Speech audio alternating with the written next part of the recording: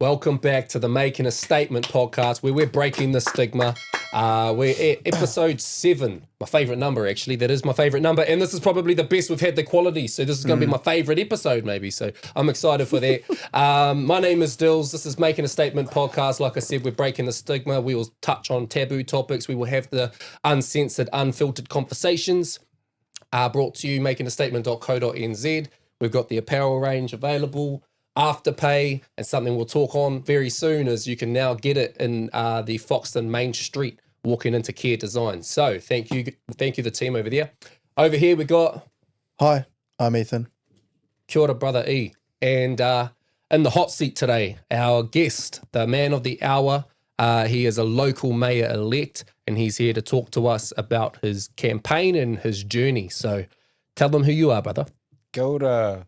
O rauko ato rangatira, me awa, me meri a te kakara ki whatira ia, whakawhiti atu I te moana orokoa, ki whakatū constantly coming at ya. Local boy, Justin Tamihana from Foxton. Nice. And really wrapped to be here with the guys tonight and checking out their podcast. Kia ora, guys. Cheers, brother. Yeah, that was cool. That was mean, brother. That was dope. I like that. That was dope. Yeah. Thank you, brother. And it's fitting, because this week is Te Reo Māori Week, Aye. the 50th anniversary. Aye. We celebrated it pretty hard in the office today, so that's awesome. We've got go around the office, and lovely payouts manager. She went and put the Māori name of everything on everything. So you go in the drawer and it's got the Māori name. You go to the sugar jar, it's got the Māori name. It's really cool. So shout out to her. Magic. That's cool. That's how I learned. Same way at home. Real. Took my reo down at Tukore here and Patumakaku, and then went home, plastered my walls. Everything was named Karakia Waiata. That's all cool. to help with the journey. Yeah. Cool. That's awesome. awesome. You speak fluent? I wouldn't say I'm fluent, but I can do what I need to do. That's Whānau. awesome. That's cool. And I come from a Māori rooted whānau. You would know my family, right? Yeah, I figured. We could probably talk on that a bit. Tell me some stories about my generation, my older generation. But, I'm something that I'm getting impacted by a lot is we've had a lot of loss. I lost my nan and my gran in the last, in a 9-month time span. And at Nan's tangi, it kind of reminded me and made me feel like that was probably the last of those, that there's becoming in our family circle. Those are becoming far and few, and there isn't that tradition to it anymore. And it's quite sad, bro. Tika ana, bro. Totally acknowledge that, and everyone goes through that. And, especially right now with Māori Language Week. Last week we had the koroneihana. So, koe wariwaritia ki te kingi tuheitia, and now we have ngā waihono te pō, our new Māori Queen. So it's just, in Māori they say mate atu e ke te kura, ara maira he te kura. When the fern frond dies, another fern frond grows, meaning chiefs pass on, new chiefs are born. That's cool. That's so, beautiful. There's those types of things that resonate. Feel you, bro. Feel the loss. Yeah. Many of our whānau are affected, and you gotta talk about these things. Absolutely. Share them. Share the load. Uncle Trevor Solomon, Right. obviously, he is OG. Oh yeah. OG, bro. And I'm grateful that, one, he facilitated my grand's funeral, and he said that's probably one of the last funerals that he'll facilitate. And he facilitated my wedding, which was one of the last weddings that he'll facilitate. And Mine too. yeah, and so I've actually really just got it in me where I want to just go spend some time with him and learn some shit, It's just about making that time, and I need to make that time because time's valuable, but I really do want to make that time and get there and spend that time learning some whakapapa, Do it. Yeah. Like Uncle Trev to me too.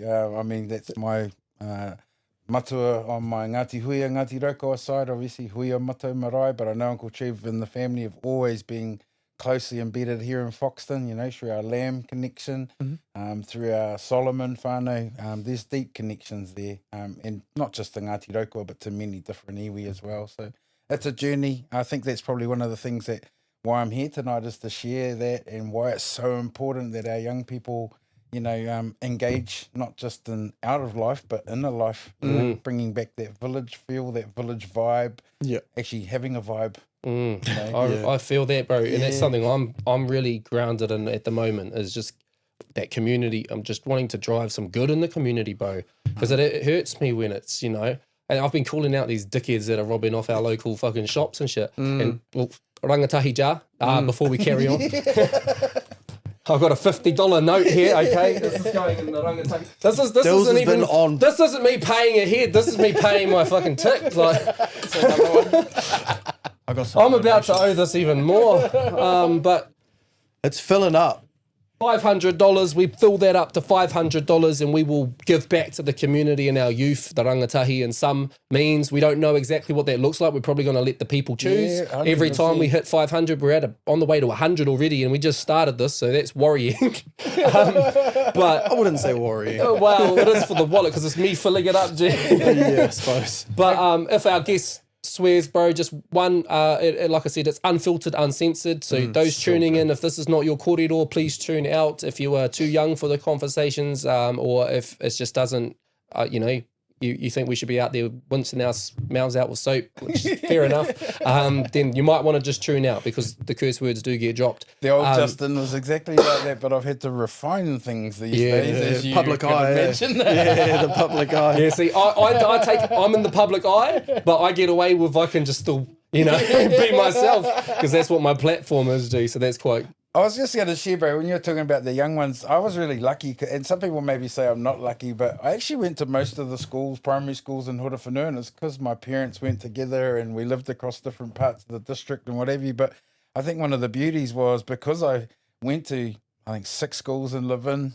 Foxton Primary as well. As you grew up and become a teenager and you mingled in sports and then later in social life, you actually had better clicks with a whole lot of different groups, and you actually almost became like a almost the mediator amongst your crew, true. where whānau didn't know whānau, you were able to make that connection for them and go, hey, what are you fighting your cousin for? And they're like, what do you mean? How are they my cousin? They're like, just because they're on the other side of the river, bro, don't mean that they ain't a lot of circles that you'll be able to create in that, a lot of relationships. It's like I feel that too because I moved up to Rotorua and then I did that up there, and I made my community up there, my people, and I made my friendships and trusted bros in my circles now and shit. Then I did the same thing when I went to Sydney and I was living in Australia. Now I got my Australian people and my circles over there, and it's like you can create little community or new relationships. And it's really healthy, bro. It just 100%. Expands your everything, your hauora, bro. It just allows you to have more people in your side and circle, and I think that's what's missing today with a lot of our young people is that they've lost that ability to connect. Kanohi ki te kanohi, physically. Phones it's really easy to use phones and stuff today, and we talk about it quite a lot these days. Like, think about, man, we never used to, the only thing we'd ask permission to do is, I'm off to go and play with my mates, and that was it, and be back by dark. Be back when the light turns on the street. That was it. Now it's like you got to check in, make bookings, bro. Got a bit over the top. It is 100%, and I've fallen victim to that world in a sense because I live in it. This is part of my. I have to be in this, and it's hard, bro. I wish I could just make music and put it out, and it was like anonymous, and people just heard it. But if I didn't do everything that we're seeing, no one would hear the music, bro. There's the positive and the negative. Yeah, and so I try to use it for that benefit, and but there's like we're going to talk about the Charlie Kirk situation. That was last week or this week? Last week? No, it's Monday. So it was last week. And that was all over everybody's phone screen. Everybody could just watch this guy get shot in the neck and die. Yeah. And we had a very close bro. I won't name him. It's his story to tell, and we'll get him on the podcast to tell it. But he's always been anti-religion in every sense, always. And the bro said to us last night that he's deleted his Facebook, deleted his Instagram, and downloaded a Bible app. Oh, I know who you're talking about. Yeah, and that's powerful, bro. And I never ever thought I'd hear him say that. I have to be completely honest, man. I didn't know who the dude was until 2 days ago.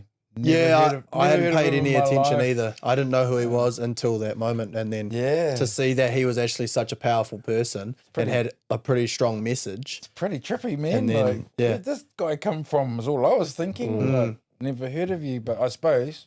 You don't follow American politics. My focus is on home. Yeah. The Americans would obviously have all known who he was. Oh, yeah. But I feel like people, it's quite sad that, next minute, all these people that didn't have anything to do with him when he was alive is, commenting. Yeah, Stay in your lane. I get frustrated with people trying to capitalize on social media and that. You know what I mean? And I'm going to speak on that a bit further, we've got the Tom Phillips situation. Oh. And I, in my world, forgetting just that how big my platform and what my platform can be, I just commented about it and I just said, what was your thoughts? And this is true, like for the last 4 years, me and my mate at work, because we work in an office, stuff news, anytime there was an article about it, I read the whole article. I was following this like for the last 4 years, like what's going on with this situation. I kept wondering, why is there not more eyes on the situation? How's this guy gone missing with his 3 girls for 4 years, but then the whole country does a whole campaign over another missing person, but they knew where he was. So it was a really strange scenario to pay attention to. But I feel like people now are just paying attention to it because of what's resulted. But the last 4 years, no one was doing anything. I just think massive conspiracy, but the only ones that have my heart are the babies. Yeah. I just think of those children, and no one will know really, those intricacies like they will, and even then they, at the age that they are, it's in the mind of a child, And it'll affect them forever. Oh, forever. They won't forget what they've been through. I feel for all of them, all the extended especially family. the one that was there too. Something for the rest of their life, and the public eye as well. Yeah, that sucks. Yeah. I don't even know enough about that situation to talk about. But like I said, I followed it for 4 years, and so I was actually quite mind blown with how it escalated. And then like me and my workmate were talking about it. We talk about it, every time a new article comes out. And so I really did pay attention to it. And then next minute I put up the post, 4,000 people were commenting and arguing on it about him being a hero and him being an asshole. Yeah. And the cops being the ones that shot first and him being the one that shot first. And there being a baby and there not being a baby. And it's like, where are these people getting this information from? Why is it like, and I'm going to just even take it to a flip the script moment. I follow wrestling hard out, bro. I love wrestling. My family grew up watching it and it's now how we reconnect, bro. So like we get, my dad and that we come back around on the pay-per-views and we watch wrestling together like when I was a kid, bro. It's mean. We cook a kai and shit. Yeah, bro. Exactly. And it's cool. It's a throwback. But then you got everybody on the internet and they think this person knows this and this person knows that. This person got fired. This person got injured. But they're just all speculating and talking caca on the internet, bro. It's actually just mind-blowing. And now that you said that, we should give out big ups to old Hulk too, like Hulk Hogan, rest in peace. What was your favourite Hogan moment? Oh, all of them, very honestly. He was so cool. But I actually love the old the Bret Hart brothers, the Hart Foundation. Hart Foundation, yeah. I thought they were rest awesome, in peace, man. Owen. Yeah, but the Hulk Hogan, my granddad, he came on the episode the day he died. Oh, and wow. I said, what, you would have seen his rise to fame. Your age, he's like, surely you know who he is. What's your favourite story? He goes, when he slam dunked The Undertaker. It's like, what? Nah, there's Andre the Giant. Yeah. But just before we do jump into the deep kōrero and that, bro, and just expand on everything we kind of touched on, before we jump into it, we do a touch base here. It's about, being open, talking, communicating, connecting, and, just touching base each week. How has your mental been out of 10? Where are you at and how come? That's a loaded question, but it's not. No, actually. It can be, eh? Yeah. It can be, depending on the time of day. Exactly. How many beers? I'm probably a 9 most of the time, to be honest, in terms of myself. I try to always stay positive no matter what, and it's hard, don't get me wrong, but I think I'm able to look back on myself and realise where I've come from, and so I'm always energised. Probably what I was sharing with before, Dilz, from going from a 208 kilo man with a whole lot of health issues to today being 102 kilos, no health issues, and living life and raising my 3 grandchildren with my wife. How old do you mind if I ask? I'm 51. Yeah, awesome. Yeah, 51 now. I've got 4 kids. Really proud of my children. I've got 2 daughters and 2 sons. I've got 13 grandkids. That's a big family. Yeah, so we're pretty cool and we're pretty tight here in Foxton. I'm really proud, of my connections to my Cody and my kōrero family. Really strong ties here. My nan was a Cody and a kōrero. And then you go over the other side of the river to Poro Tāwhau and that. My Tamihana side, so it's my Ngāti Huia, Ngāti Kikopiri, so the Royals and all of that, right down to Wehi, so down to Raukoa Marae, obviously. So, I'm really proud of my whānau, and I suppose if I'm feeling down, it's probably them that pick me back up. I always think about what can I do to support my whānau better. And so I'm really passionate about the environment. I'm passionate about our community. And I didn't really know, man, until much later in life about how passionate I was. On a school, if I'd have known there was a thing called doc, probably would have ran at it because it was in line with the stuff I love doing. But you don't think about those things. And then I suppose today, with Te Ao Māori, you know, growing up, I didn't know there was different tribes. All my bros were my bros, you know, my cousins and my sisters and my brothers were just that. And it's not until much later in life, I suppose, that I've been reintroduced to the deeper Māoridom, and it's, to be honest, heavy. It's because of treaty grievances. You know, that's really what's brought it up for me. Being active on my marae, most of my life I've chaired, you know, like huia for the last 20 odd years. And so that was really my introduction into council. I was representing my marae, just turning up to hui, finding out that council wanted to do work, and they'd say, oh, we need to talk to someone from your marae. And so me, like many others around all the maraes around the district, we're all the same. The common denominator is somebody wants something from your marae, your hapu, and you're usually selected by your whānau to go and be the person to be that connector. And so that's what I did. And so for 14 years, basically, I sat around doing work for my hapu and my marae and my wider iwi of Raukawa, and decided that I was sort of sick of, you know, not really understanding the machines. Government organisations are all machines. It doesn't matter whether you're involved in roading, waka kotahi, doesn't matter if you're involved in district or regional council, fisheries, everything's got an entity behind it. Unless you understand an entity or an organisation, you're throwing stones at glass walls, you know. And so really why I've come on tonight really is to encourage people that if I had known what I knew when I was younger, I would have had a lot more desire, I think, to be participating and getting involved in what was going on around my community. Because you don't have to be a jack of all trades, you don't have to be a master of any trade, you just have to be passionate about something. Motivated. And, you know, and if you're motivated to drive that passion and you know that it benefits others, then that's what you do. And so, you know, I do a lot of different kaupapa. I can sit in an office, I can read financial reports, but I'm also the guy that'll be out on the ground, you know, pulling a flounder net or catching tuna, pathering tuna. How good is that though? I love it. That's my connection too, bro. The Top boat, to bottom. take the boat out with the old man. I caught the biggest snapper for the Foxton fishing comp, bro. Yeah, it was 23 pounder. Yeah. And I got it on like the third to last day of the 6-month season, bro. Like just before winter hit or whatever came.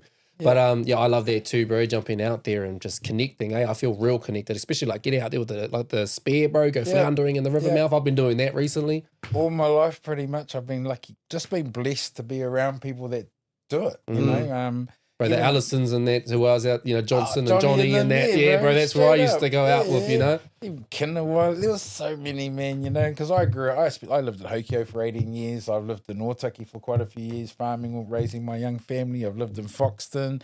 The only time I actually haven't lived in the district was when, I think I was about 17, 18. I moved down to the bottom of the South Island, and there was a whole lot of dairy conversions going on at the time, and I got sent down there and basically helped set up New Zealand's largest dairy operation at the time. Wow. Yeah, it was That's a crazy. 60 bale rotor flow, they called it. So it was a milking shed, 60 cows at a time floated on water. Whoa, that's crazy. Didn't work out that good the first winter they broke as the water froze. Yeah, I was going to say, it probably would. What's the workaround? There's nothing like walking 2 mobs of cows 7k up the road to milk them in a little 13 bale herringbone. Oh, no. It was multiple milkings, bro. Hard out. Yeah. So. How did they fix that in the end? Oh, no, they ended up getting it sorted. They had to, I'm not really sure how they did it. I think they brought some heating in or something like that. Kind of elements or something. There was something that went on with it. I was too young back then. To be honest, being a young Māori boy in Southland was really interesting because they really took to you. Because there wasn't many Māori, and so if you played rugby, they loved you even more. So Nice, that's cool. Hey, I've always heard, like, growing up, like, the North Island had, like, a population of, like, 4 million, and then the South Island was, like, 1 million. Next to nothing. And I was like, how does that make sense? It's 4 times the size of the North Island. all the Māoris went down there because most of them went down to the meatworks. So there was a mass migration, even from here in our area. A lot of our whānau went down south to run and operate meatworks. Oh, okay. And then later on, farming and shearing. Shearing was another big one. That's a mahi I've done too. I've done that too. That's hard, Joe. I've done the dragging. The bringing the sheep in. Yeah. I've done the docking, bro, and the drenching, and I used to do the pig farming out Foxton Shannon Road. I was out there, getting up load outs and. And that's what I mean. I don't think there's any perfect scenario about what you do. No, I did sixth form. I went right through to sixth form college, but I didn't get all the quals. Just real quick, bro, we shout out the Foxton Fire Brigade right now, obviously, that you would know. How about you talk a little bit about what the Foxton Fire Brigade will be out there doing right now for a moment? Oh, they're right now responding to some situation that's going on out there, and thank goodness we've got these trained professionals that can respond to whatever is occurring quite often, and I shouldn't giggle, sorry, but when I hear the sirens, I just keep thinking about the wire ropes on the bridge. It's really the one that... I think of Silent Hill. I think of Silent Hill when the wheel changes, bro. It sounds like that. Like if I sat there telling my kids, if I put on Silent Hill, bro, and then they heard that for the first time, I'm pretty sure they'll think something's happening. Oh, look, I'll be honest, man. Like, I've been involved. So when that goes off, depending on who's around, like if there's a fatality on our road, bro, we can get the call. And so, I have had to respond to those calls. So it's, when I hear the siren, it's a cringe moment. Usually the wire ropes come to mind, thinking someone struck it out there. But a worst case scenario, fatality, has occurred. And, I just think about Uncle Trevor. He's one of the ones I know that's always responded for us here in Foxton. And his roots too. Yep, Shout out to Titties and Shane. Straight up, absolutely. They're out there doing it. I mean, that's a family, it's a generational thing where they're serving their community. Cuzzy Trev, DJ TJ, we'll get to you for your weekly touch base, but your stepfather is a firefighter, so are you going to be a firefighter? Low-key, I thought about it, but then I've been just too busy to be fair. They have a lot of sacrifice. Yeah, they do. So every Monday, what you just heard is them training. So every Monday they go out, have a meeting or training. It depends what they cut open cars, all that. But I was heavily influenced by my stepdad and also my granddad because both of them are in the fire brigade. Mm-hmm. And generational. Then, it's pretty generational. And my bro Logan and his dad Doug, both firefighters. Yeah, it is generational, eh? Yeah, and it does have some influence on you, and you think, yeah, I want to do that. But then also, you got to think about what are you also sacrificing, if that makes sense. 100%. The bro Logan, I was at school with him, and he would have to write exams on. Buzzer goes off, has to sprint out the door, and he's running all the way to the fire station, and he's a big boy, And so he was out there doing it. Yep. I was bro, it's so handy that these guys are out there doing that. Well, the thing is, the thing is, they can't enjoy their normal weekend like many of us can. They actually have to refrain. Control whatever they're up to because they know they are on call and they know they have to respond. And what they're responding to is nasty. Oh, yeah. Like we're talking about people getting impacted watching the stuff on social media. They're going to the aftermath, like the after results of whatever's happened, and that's not on. So shout out the Foxton Fire Brigade. Yeah, that's why I couldn't do it. Because I wanted to do it. When we moved here, I knew that they did that, the volunteer fire brigades, and I wanted to do it, but I don't think that I could handle, because I'm quite an empathetic person, I don't think I'd be able to see people in pain and stay professional.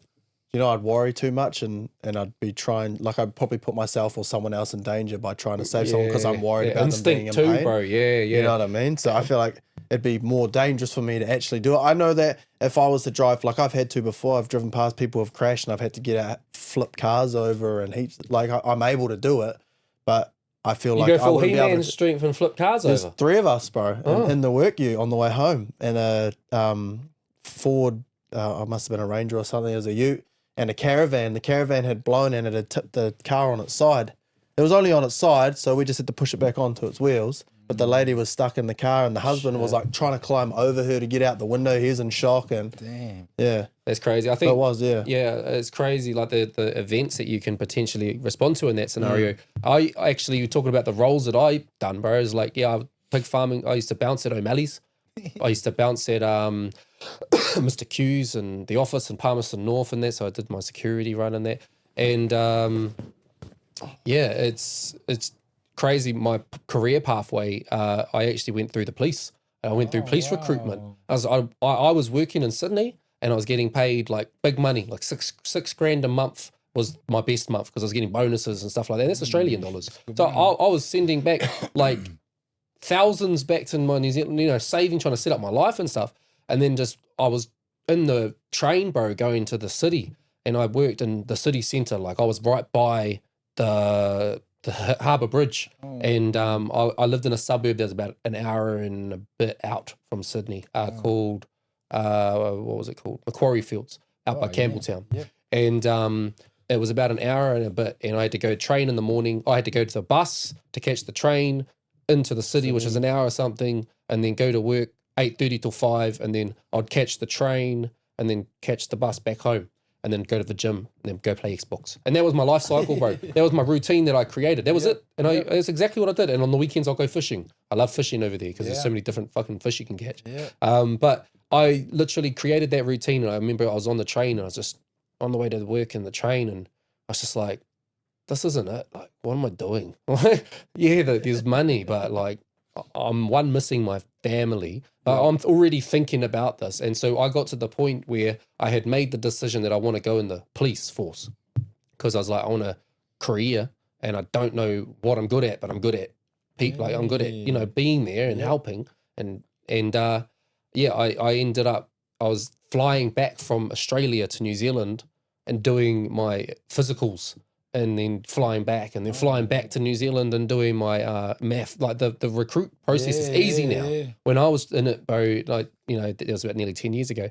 It was so hard. Like we had to do a 3-month course as a part of it, and we had to pay for that course. They have to remove that now. But I made it all the way to the police college, bro, and then I got kicked out. Yeah. And I literally got broken. I was like, what the fuck? Like, I don't know what I'm going to do now. And so I was lining up to move back to Sydney and just go back to the job I was at, because I got kicked out and they told me you're not allowed to apply in the New Zealand police again. You can go and apply in Australia if you want to. That's literally what they said to me on the phone. And I was like, I don't want to protect another country. Like, I want to protect my country. I even did scope, bro, which was working alongside the police for 50 hours. So I went out there and attended. I was a police officer for a week, bro. You see some shit. And yeah, it was like a year and a half journey, bro. And I got kicked out, and the roots of that, bro, and I'm going to speak on this for the first time. I've never spoken on this. But one, there was some bullshit from a historic relationship where bullshit was reported to the police that was not true and not correct. And that was a black mark on my history, even though the conversation, like the surrounding situation was not what it was. So there's that. And then my family, you know, my family. So my family also includes, you know, Trevor, my cousin Trev, and Bumble, and people with histories. And, you know, my family has gang patches. And so I come from a world of both. You know, I've got a amazing upbringing. My family awesome and love me and protect me, but I'm still connected to everything that's you know, the dark side of Foxton, I guess you could almost say as well. And the police situation, before I could have applied, I had to write in the application process to get accepted. I had to write a formal letter. I had a diversion for something in the past, obstruction as well, and a couple little things like that. So, and some speeding tickets and stuff, you know, standard shit. And so I had to write like a formal letter of explanation to the head of the recruitment panel. And this is at the very beginning of the process. And that letter basically had to be me breaking down the different situations in which I had encountered the law, what happened, what would I do differently, what did I learn from it, and just kind of explaining. And so they gave me that chance to get through, even though I had a little bit of a black mark on my history books. Yeah. And they let me through. So that was cool. That was at the phone screening, the phone interview, and then you kind of pass or fail that. Between the phone screening and then getting to that, like the real interview, I had to go through that process before they would let me kind of through the panel. I got all the way to the police college, and I had after a year and a half dedicating myself to this process, and then I had to go in and have a formal one-on-one, and it was one-on-one, which is fucking bullshit, with the area commander at the time. Yeah. And it was about question marks on my history. And so we're literally in this room having a conversation about what I had already explained and what I had already kind of covered off and we had already agreed upon. And then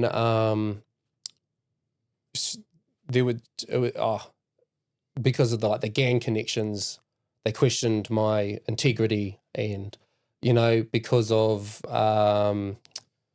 this situation in my past, then what about this in my future? And it was just a load of caca. And naturally, I'm getting a bit grumpy, probably in the situation. And this went for like an hour and a half. Like, it's not just a hey, this is a whole fucking interrogation about what's already been delivered at the beginning. And it escalated to the point they're like, so what makes you think? I remember this so clearly, bro, because this is my life falling apart at that point. At that point, I've never talked about this openly to people, really. Oh, I have, in a circle, but not the public. Nobody knows about this part of my journey. What makes you think you'd be a good police officer? And I said, because I can help somebody see the positive. I can try and be that person. And she said, so if you attend an accident and the girl's there crying about her dad dying, you're going to help her see the positive in that. That was it. And I said, you're taking what I'm saying out of context. Like, obviously that would have a different application and you would navigate that scenario. Yeah. But then apparently I leaned forward, which was aggressive behavior. And then this is how this escalated. And this interrogation was shit. And so she, after that, writes to the recruitment panel and requests my removal from the police college. Oh. So it sounds like hold on. I just got to vent heavy, this. Man. Fuck the area commander of the time. I'm not going to name names, but swear jar, put money in that. But the recruitment panel, I had a recruitment officer. You kind of have somebody that you're under through the entire process. Yeah, they guide you all the way through. They take your tests. They're there for the exams. They're there for the physicals. The physicals were handy. Like, we're doing a 2.5 kilometer run. You had to do, I just do under 10 minutes. Your push-ups, your grip strength, your PCT, bro, which is your obstacle course. You do the running through the trailer and the dummies and over the windows and through the fences, and it's all handy shit. Then you're going in and like maths exams and English exams that are like 10 times harder than school, bro. Like, it was hard. Testing, Yeah, it was hard out shit. And it was such a process that I dedicated my entire being to, bro. I had to go and borrow thousands of dollars to pay for this course that I passed at merit, bro, with 3-month course, passed it at merit, bro. I gave my everything thinking this is who I'm going to be. I'm going to be a cop. And I don't know why I thought that, but it's just where my brain went at that time because I was going to work in Sydney. Yeah. And then, I got there. She broke that to the recruitment panel. They had to hold a review. My mentor person was supposed to be the one that went in there and bat for me. And this is like, they're holding the review because my cohort, they do cohorts in like waves. Yep. And my cohort that was like accepted was still like 2 cohorts away. So I was just waiting for my police date. You basically go in for a year. So they give you that time and to organize your life, and you move there. Like, I organized my life to move there, bro. That's where I was at. I had a room and I had roommates and everything. I had got to the police college. I had a cohort ready to, I was going to go in. And my person who was supposed to go to bat for me, I got an email. I remember this too. And it was like October, like the end of October was when the panel was, and the start of October, like the 3rd or the 6th or something, he messaged me. And he had let me know that he had resigned. Oh. And so the person that was going to go for bat for me in this, that talked about, was going to, say about for a year and a half, this is who he is and what he's done. How can we be removing him from the scenario? He was going to go be my defense lawyer, basically. He resigned from his position. So I had no one to advocate for you. And so I got a phone call after the recruitment panel, and that was when they told me I can't go into the fucking New Zealand police, bro. And I naturally... I'm sour at that situation. Yeah, I would be too. Naturally, bro. Well, you think how hard they're trying to fight to get police officers Yeah, now, look and how they fucking hard treated that. Yeah, you worked that hard to get there, and you proved yourself, and all that sort of stuff. And then I know the interrogation thing. I think they try and push people's buttons because they do it with pushed the my army buttons as well. They pushed my buttons. They do that. They make the process so hard so that they can see that people that are doing it are actually wanting to do it for the right reasons and really, really want to do it. So you might have that's a also fair caught her on process. like a bad day, and she was just like, "Nah, fuck him. He reacted wrong or something." Well, you won't know be what the I mean? first and you won't be the last. I mean, I know another brother here in Foxton that went through a similar process to you and got to the very end as well. And then it was actually a health reason why they ended up putting the pin on the asthma. So went right the way through the process, ready to go and move and everything. And then I didn't even used to go to the doctors, bro, because I didn't want to ruin my chances of, fuck, what if I can't get into the police because, history of back pain. that's right. That's what they do. That's my what they mate- did anyways. My mate had ankle surgery and he went to go for the army. He's in the army now, but it took him he had to wait like a whole year. He got stood down for a year to get his pins taken out and stuff, and then he had to wait he got it taken out like a couple months after or something, and he still had to wait another 9 months or something for the next intake. And he'd done everything. He had to do everything again and go back through the process. And I think it the was worst, so silly, to make it that hard on him. and I think the worst part for you, bro, is that there was no, today they'll call it like a lessons learnt process in most big projects and things, but obviously they didn't do that with you. So I suppose the disappointing part was you've walked away from it with that negative perspective on a process because they didn't actually unpack it with you, and like you've just said, bro, they do push your buttons, but they do that purposely because it's part of the training. They want to know how you're going to react, and so they should have actually expressed that to you, that it was part of the process and the training requirement. But actually the other side of it was when they knew that they weren't going to keep you in the intake, there should have been a process to move you out of that space, because you've dedicated your whole life 100% for that period I of time. got a phone. I knew the phone call was coming. I knew that phone call was coming. Like, there was no doubt, but that's still not how you, that changed my life. But you're still carrying it today, and that's what I mean. It's really hard. So how do you let go of something like that when they don't give you that opportunity? So, but you doing it here tonight, it's awesome, bro, because actually now that's something that you've released. Yeah. That's how I feel it. And Te Ao Māori, bro, that's exactly what it is. We got to let things go. Like too often we hold things. Yeah, and I think we don't grow. Sorry, bro. Yeah. Yeah, we don't grow from them, bro. And that's all. I was just going to say that. Yeah, we've got to learn to actually, 1, own our shit. 2, deal with it. 3, let it go. Because actually there's a better thing coming. Yeah, and that's what I was going to say, bro, is like my reflection on it. Like, I'm salty at that situation. And I was at work at UCOL security at the time. And that's when I was going through the process. And I got a phone call and it was, hey, you need to meet us at the station at 3. It was something like that. Like, it wasn't any pre-planned anything where I caught her on a bad day. Like, the phone call happened this day and she's like, you need to come down here and this is what happened. And I was like, what the hell was that? It just happened in one moment of my day. Everything happens for a reason, I just think of my own journey, bro. If I think about roading journey, never knew I'd be in roading. I love driving my car, getting in trouble when I was a youngster, doing dumb stuff as you do when you're young, but you're mature. Then I ended up becoming a professional truck driver. So it gave me a different respect to our roads, and how we use them. Yep. My bro's a truck driver and he teaches me some shit, bro. He tells me off for being grumpy. And then I stepped up and I went into roading projects because I wanted to understand how the roading projects work. And so that's what I've done the last 14 years, been involved in roading projects because I wanted to understand the operational, the governance side of it. How does a country function with or without a road? There's all these little intricacies you got to learn.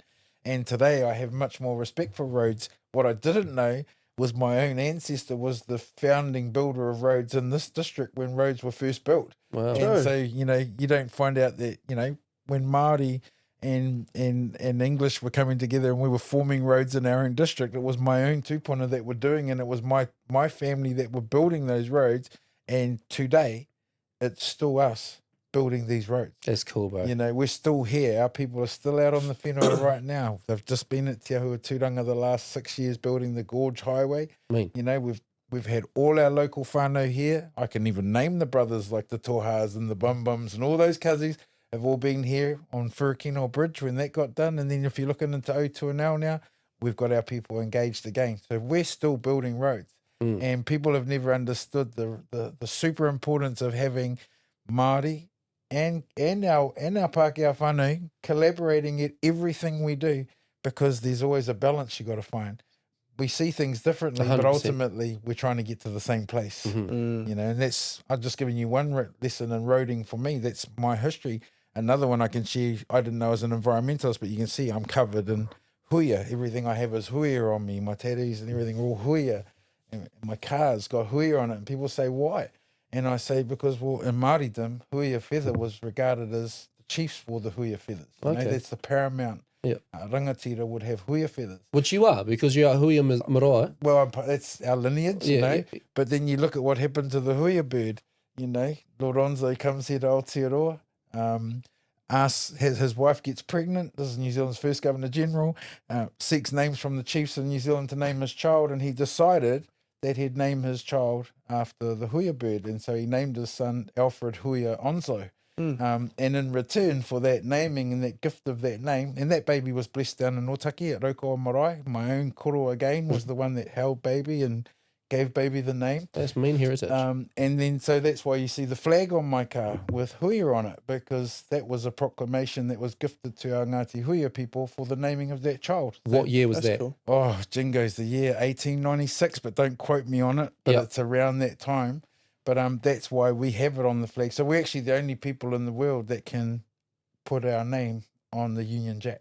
And so the proclamation actually sits in my meeting house. There's three of them, 3 copies. One's up at Baionesi, at Rangiotu Marae. One sits at Huia, and the other one sits down at Katahiku Marae on the southern side of the Otaki River mouth. And those are... That's history. And that's real. That's beautiful. So when people say, how come you got Huia? It's that. But then you go to the bird.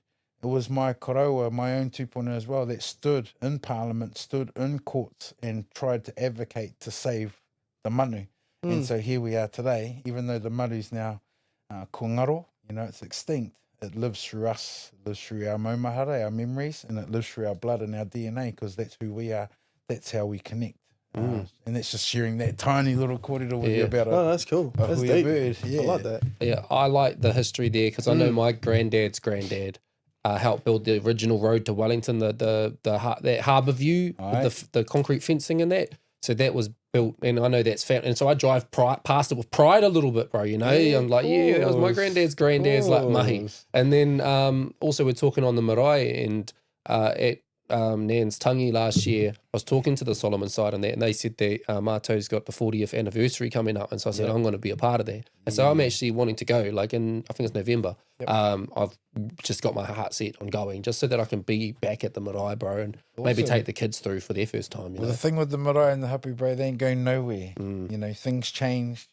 Governments change, councils change, representation changes, but the heart of our people... The self-sourcing puddings and the hangis. Of course you're thinking about the food. Bro, that's my favourite memory, you bro. You should have come to Poratafa on Friday, bro. We cracked the hangi. It was me. Oh, man. I love it, bro. And I remember as a kid at the marae, I was up at 6 and then go have the showers, and then it was like... it might have been breakfast, and then it went into morning tea, and then we had lunch, and then we had afternoon tea, and then we had dinner, and then we had the puddings, and then we had supper, and it was cordials, and it was on, bro, as a kid. Like, no wonder you eat heaps. Yeah, bro, that was the marae lifestyle, bro. I was actually, raised in that environment, but that's what I mean. I haven't been back to that environment. Well, the thing was, and I say this quite often because people say about my own family don't recognise me today because of my size change.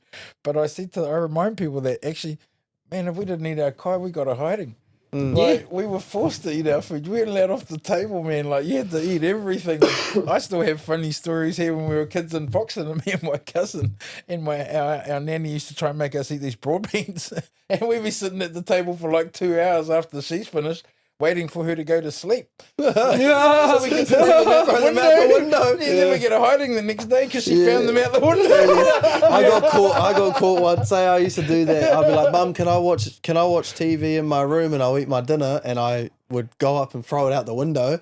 But I didn't realise that right outside the window was where she went to go have a ciggy. Was she out there at the time? No, she went out there and she caught me, And then she come back in, she's like, how was dinner? Oh, it was real yum. Thanks, Mum. She's like, you fucking little liar. Like, and the other thing with food, bro, is being in a Maori family and a Pākehā family, the food was really different. Like, and I don't mean different like we're different, but Māori kai, lots of boil up, lots of fatty kai, lots of sweets and puddings and all of that. Like my nan used to sit there with a glass of cream and she'd just butter and jam the bread and then sit there and dip it. Oh, shit. And that was it. Like that was almost every couple of days, man. She'd be sitting there bread eating and the cream. Yeah, bread and the cream, but it was already buttered and jammed. Oh, shit. So that was the real bread pudding before people started cooking it, man. Yeah, bro, that's OG.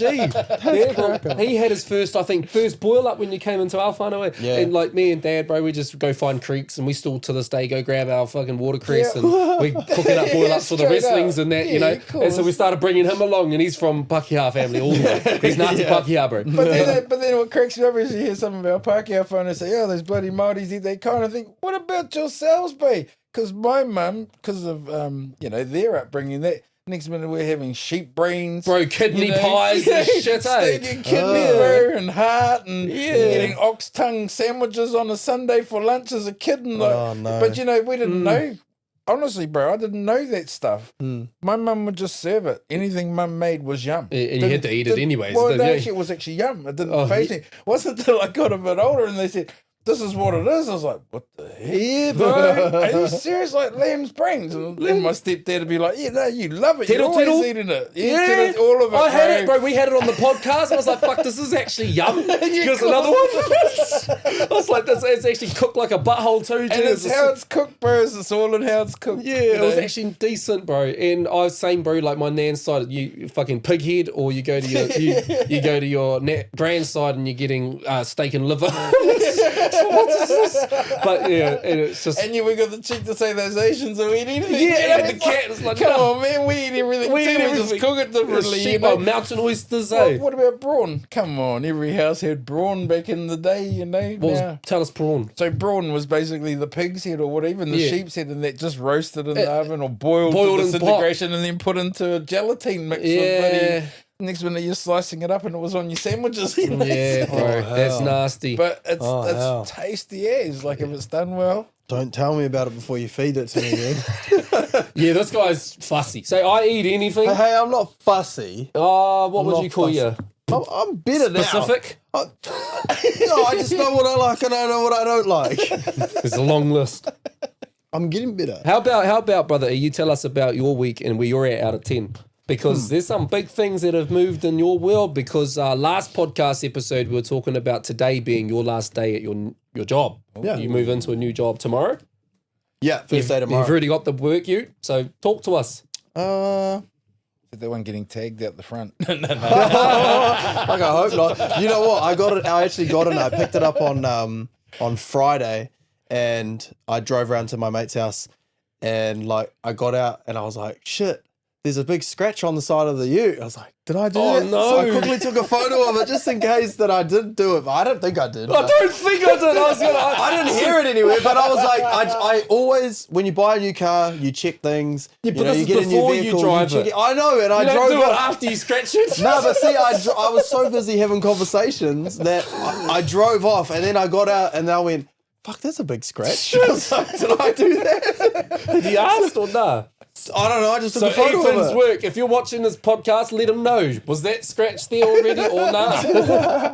No, I'll hit them up tomorrow anyways. I mean, just so you know, I didn't do that. I don't think. I might have did the rims. So where you at out of 10 anyways, bro? But yeah, no, I'm good. I'd say I'm probably a 10, bro. Actually. Awesome. I'm feeling really good this week. And baby... Baby's good. Naya's been sick. Naya got we don't know if it was a bug. You remember the couple of weeks ago when she went funny and she spewed? Yeah. She did that. What's today? Yesterday morning. Fuck, I was thinking, Monday. no, today's not yesterday, bro. Today's today. That's where my brain was going. What's today? Yesterday. No, I realised what today was and then I said yesterday. Oh, don't brain fuck me. So, yeah, yesterday she woke up. I came out here. I was out here doing some editing and that about 5 o'clock.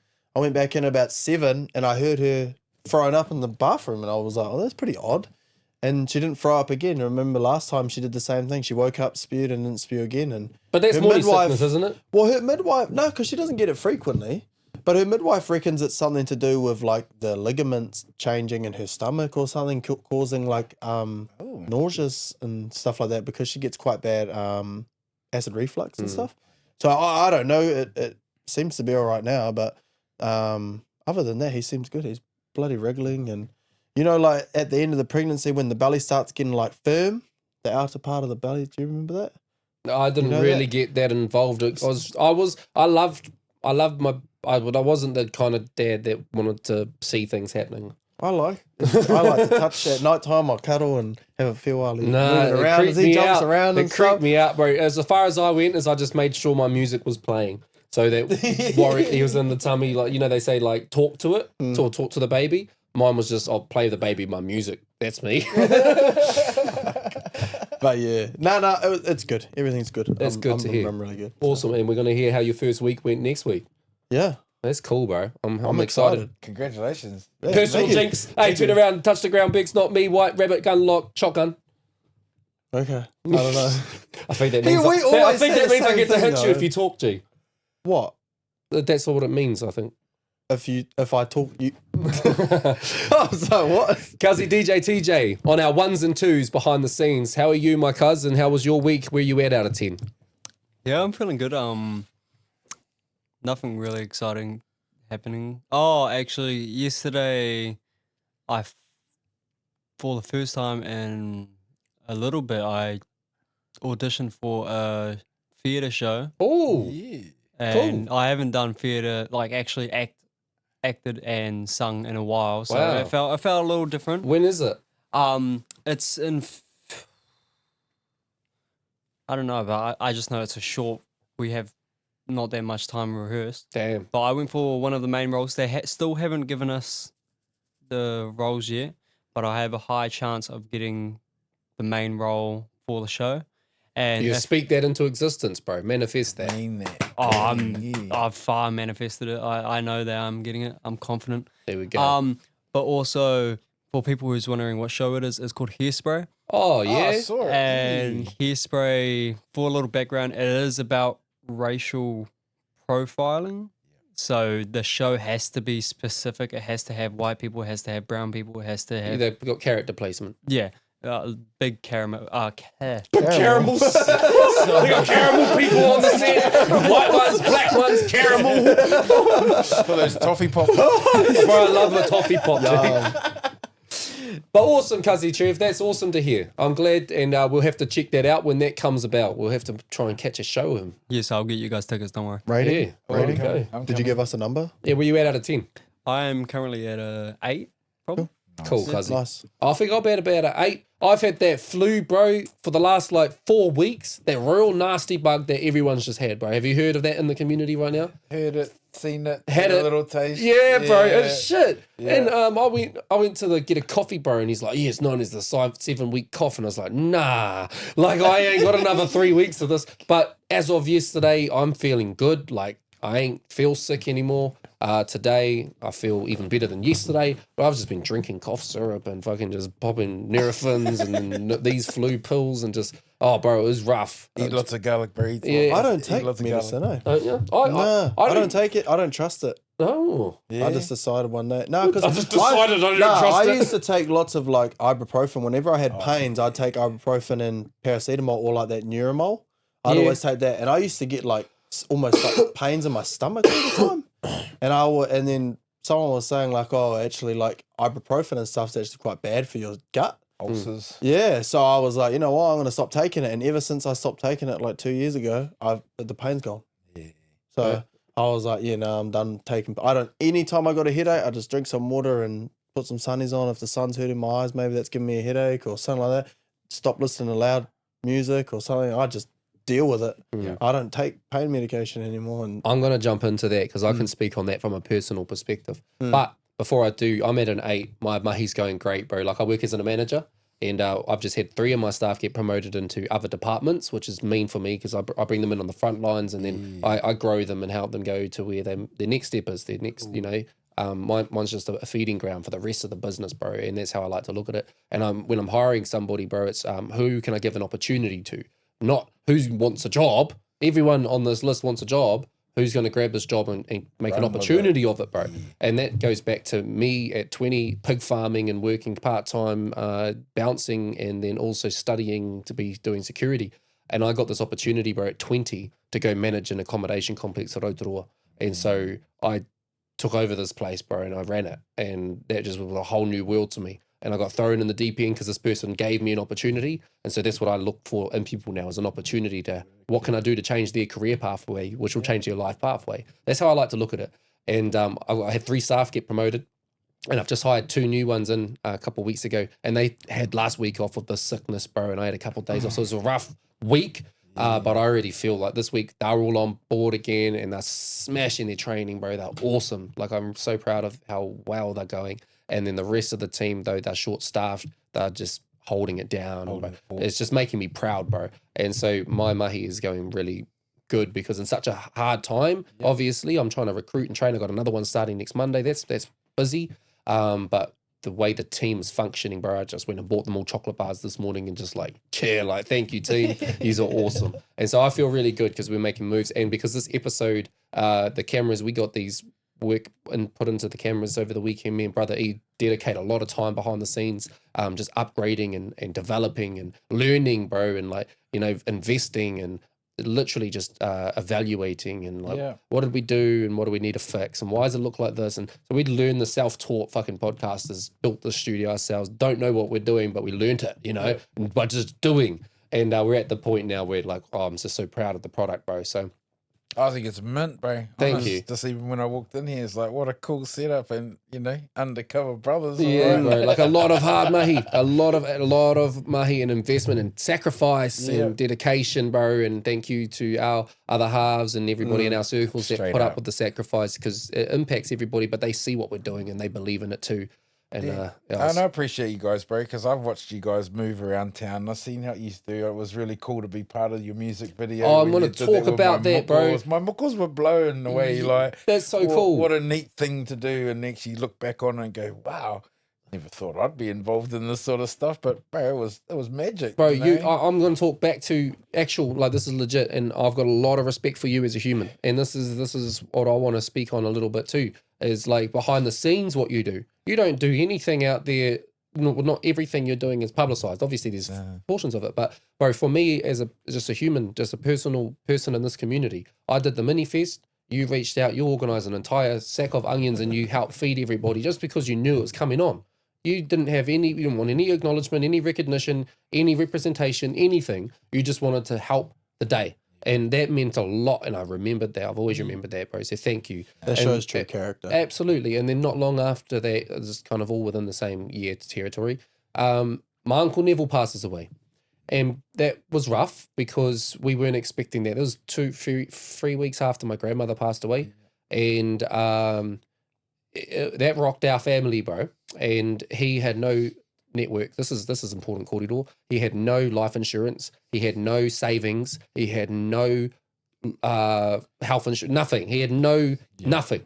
And so all of a sudden, the family have to pay for a funeral. That's hard. That impacts, and especially you talk about the chief, and bro, that's my dad in this day and age, bro. My dad has always been that stable, the go-to in the family to hold the support together. He gave me a fish hook necklace when I turned 13, and he said, "This is you when you grow up. You're gonna wear this, and you're gonna be the one that has to lead." And so I have to play that role with my generation, my cousins, my family. I have to try and do my part and be the best I can in that role, because that kind of got put on me, bro. That's how I you know, that's who I am, and that's who my dad is. Yeah. And that situation happened, and now all of a sudden we're like, fuck, how are we going to pay for this funeral? What are we going to do? Like, there's thousands and thousands of dollars. We just came off the back end of Grand's funeral. What do we do? And we put the call out, and we put a post up, and it was, we need support from the community. We don't want to ask, but who can help? And you put money into that bank account on the day that post went up, my bro. And I appreciate that, and I respect that, and I thank you for that. You're welcome. And I see that, and that's why I wanted to reach out and allow you this space, bro, to come on and talk about who you are and use this platform, because you are deserving of coming on here, bro, and having my thank you. Thank you. Look, I do anything for whānau and good people and people that reciprocate stuff, bro. It's so important for me. I mean, my journey is an interesting journey. I could have been in a gang. I was raised here in this place. I was brought amongst these whānau here, and I got a lot of respect for all that whānau. You know, not everyone knows the right path. You know, we're all told what we should or shouldn't do, but, you know, it's up to the individual at the end of the day to live their life, and all you can do is guide people. And I've learnt that in my own life with my own kids.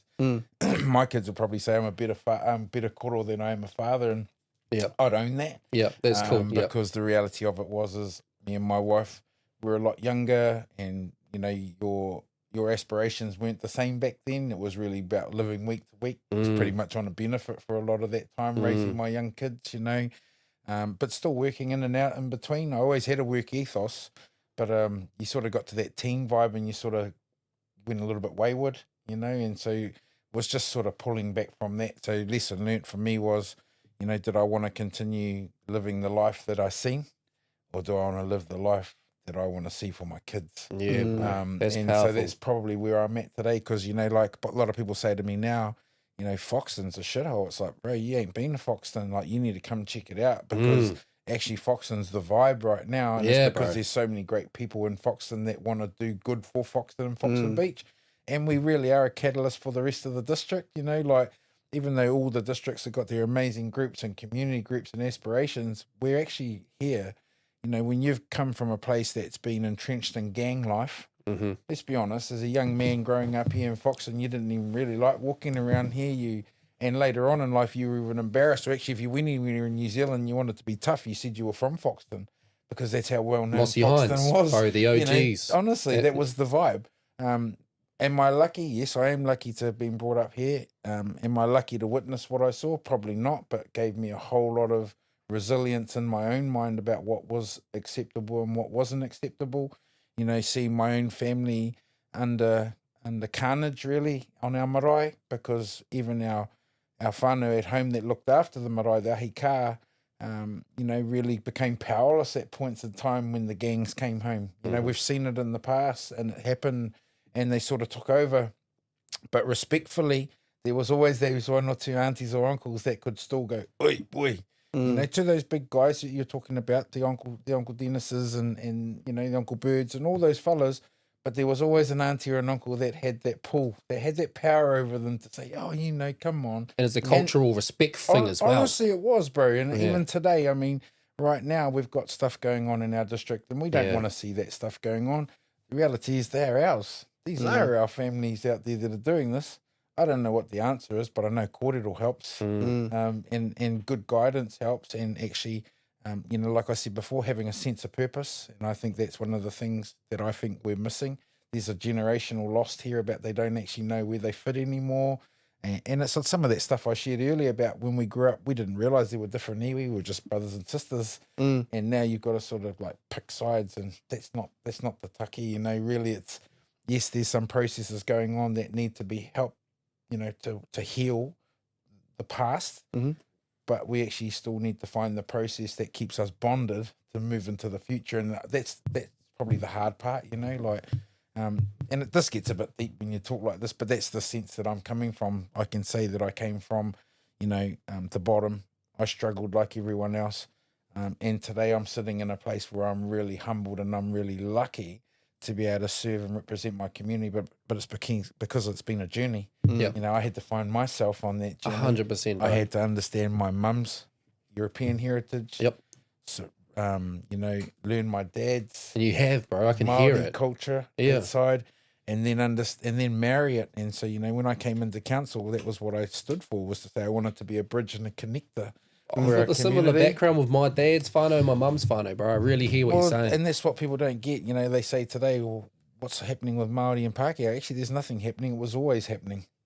It's other people that are feeding into this. And social media, bro. Come on, that's what social media feeds. We and they all have opinions that are right. We know Mātauranga Māori, and we know that Western science, when they work together, it's magic. We see it in projects, in big projects all around New Zealand, that when they come together and do things, they work their magic. It's when you shut one party out, when you seek exclusivity in something, you create mistrust, you know, misrepresentation. There's all these things that go on, and it's actually about, you actually have to be straight up. People aren't straight up, you know, talk the talk, walk the walk. Don't sell broken promises. Just do the real stuff, you know, like what you're doing. You're sending a message out. You're trying to tell people, actually you're trying to always pick people up. And even when you feel like you're down, like I said, I'm a 9 today, but, 3 days ago I might have been possibly a 5, just because I, watched one of the bros go into the urupa that you've grown up. That morning, before that even happened, I was down there with another whānau from here in Foxton, remembering, memorial of another brother we'd lost 16 years ago.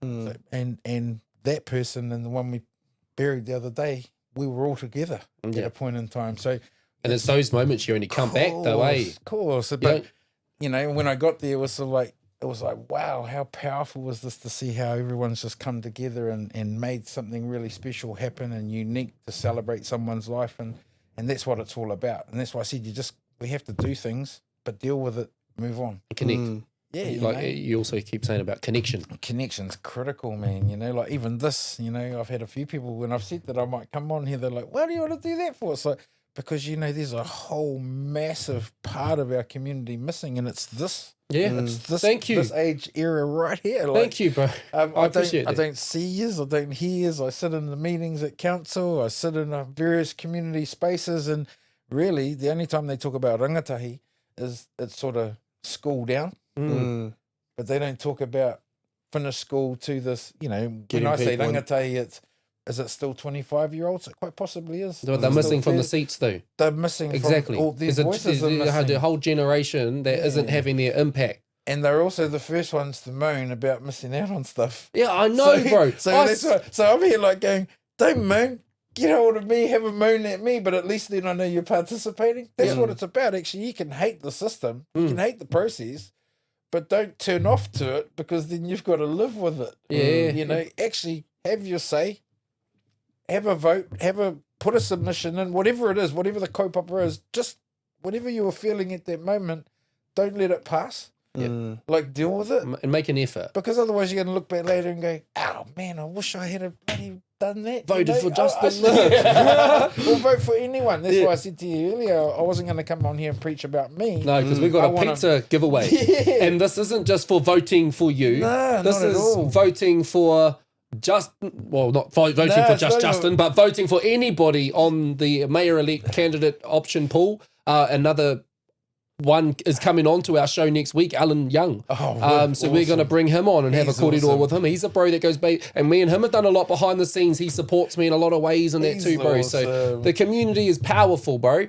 And so with this is a give back to the community. This is I did that because I watched you, bro. I know, thank you. Thank you. Giving away pizza. Bro, but hey, Foxton Pizza, bro. Like, they're so good, and I love having them in the community.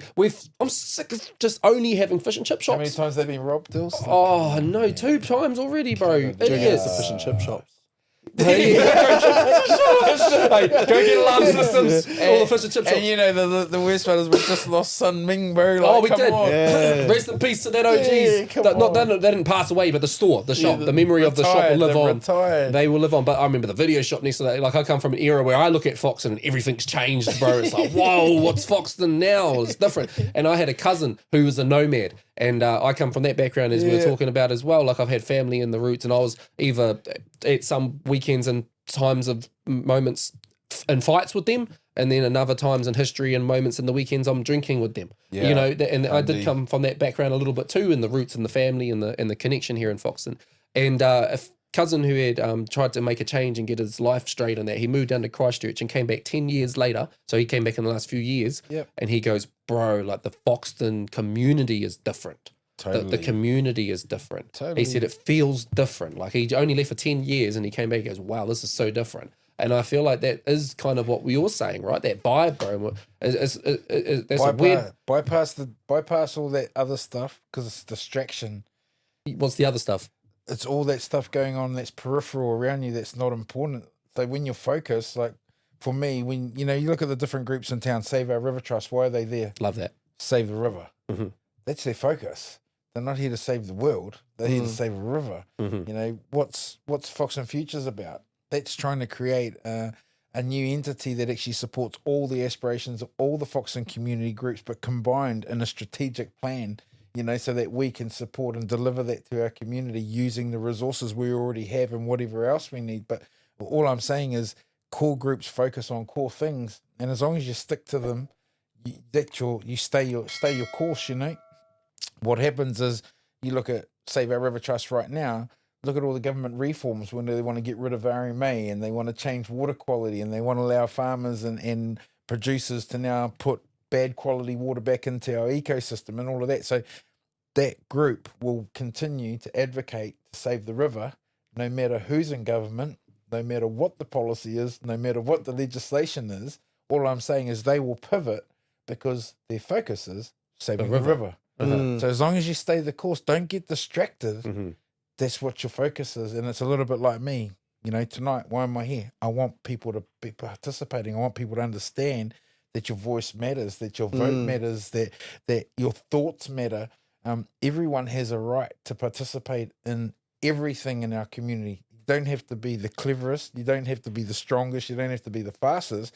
You just actually have to show your presence, put your hand up and say, hey, I want to help. I love that. And it's really that easy. Simple. It is that easy. It's as simple as that, bro. I know, I'm learning that too because I'm really stepping into community spaces, bro. And it's like the Minifest, right? I'm doing that again November 30th. Yep. And we're like, got through both the paperwork with the council and that's handy, doing all the site plans, the health and safety, the bloody evacuations, the everything, bro. There's a lot to it.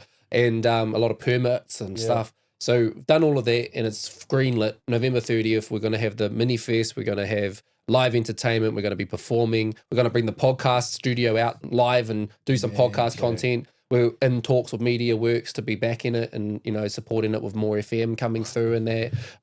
We got my Making a Statement apparel getting printed down there for people want to jump in. Got some mean Foxton gears coming. Then we've got a song about Foxton that we're going to shoot the music video for. And we're going to get everybody in that music video and then just run it back every year. I want to keep making it bigger and better. I want to keep making it bigger and better, bro. I've got I want to get Smash Proof to headline it. That's my goal. And I think that would be massive because it wouldn't just be them headlining it. They'll be coming through. We'll be doing the song for that year and then shooting the music video with the township. Yep. You know what I mean? And it's a matter of speaking to existence, but it's making the plans, making the communications, investing the time, dedicating and sticking to that core focus. I know what I want to do with it. I want it to be like the spring fling and I want it to be like the Easter fair. Yep. We know those events, they're on, they turn up, people go, you know what you're expecting. At the end of the day, bro, plant the seed, water the seed, and it'll grow. Absolutely. Because after the first year, and that was successful, I was like, whoa. That was mean. We had 500 sausages, bro, and we ran out. I think it was 400 sausages. It was hundreds. So there's either a lot of people showed up, or not many people ate a lot of sausages. I can just picture my muku as they were in tears because they were at that hot chili. Oh, yeah, the heat seat. We're doing that again. We're doing that again, the heat seat. We're bringing out the mystery munch. Bro, we're going to have some no fun. Way I'm doing that. No, we got some awesome. We got the food carts coming, bro. We've got the giveaways and the prizes. We've got free haircuts for the kids again, bro. Wow. We've got free food coming again. The sausage sizzles being run by my uncle Stephen with the karate club, bro.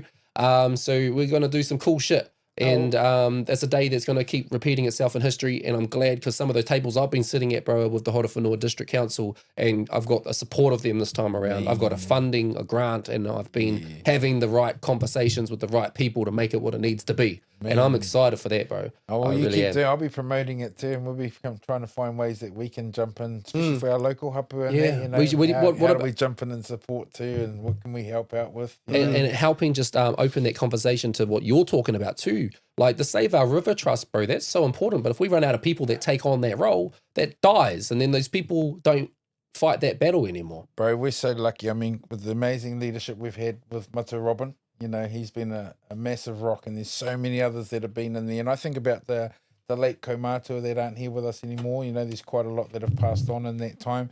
But, it's evolving. Look, we've got amazing young chair that's coming now with Irene Wakefield, local girl. Dad's been here forever, caretaker in our school. So, we're getting local succession coming through now. And I think we need more of that. I'm watching what's going on with the rugby club.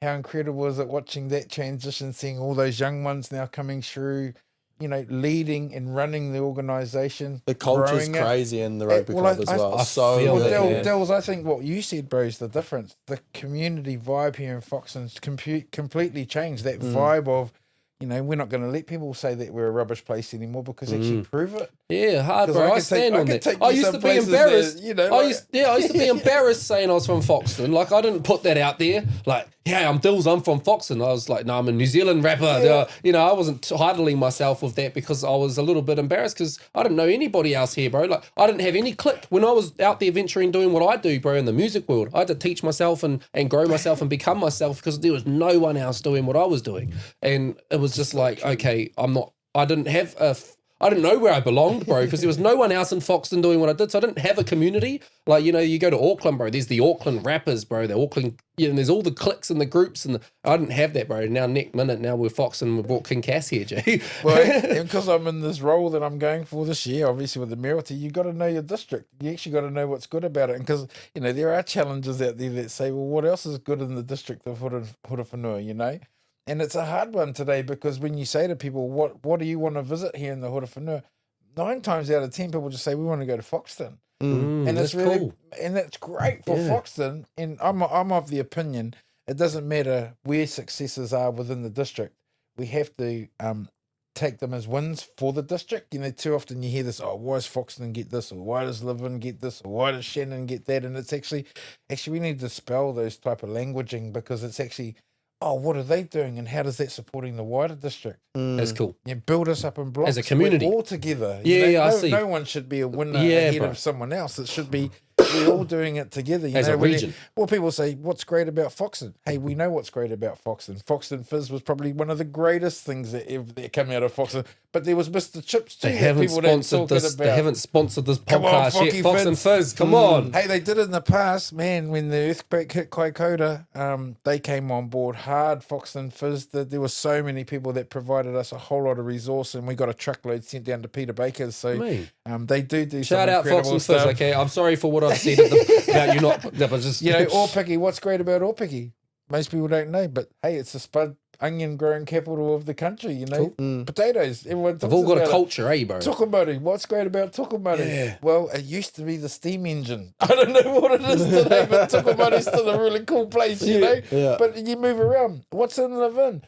I'd love to say the lake's the most amazing place in the country, and we want everyone to come and visit our lake, and that's still my aspiration. But right now, when you say start with the Manawatu River? No, they want to go to RJ's. I was going to say the licorice. I was going to say the licorice too. I was waiting for you to finish saying the lakes. I was going to say, I think the licorice. I think the Adventure Park has a pretty good rep too. That's a mean park. It's a mean park. As a kid, that was the go-to. Like, if you got to go there, that was the best weekend. 100%. 100%. And then again, so it's just knowing your district. Like, what's in Awahou? What do people love about Awahou?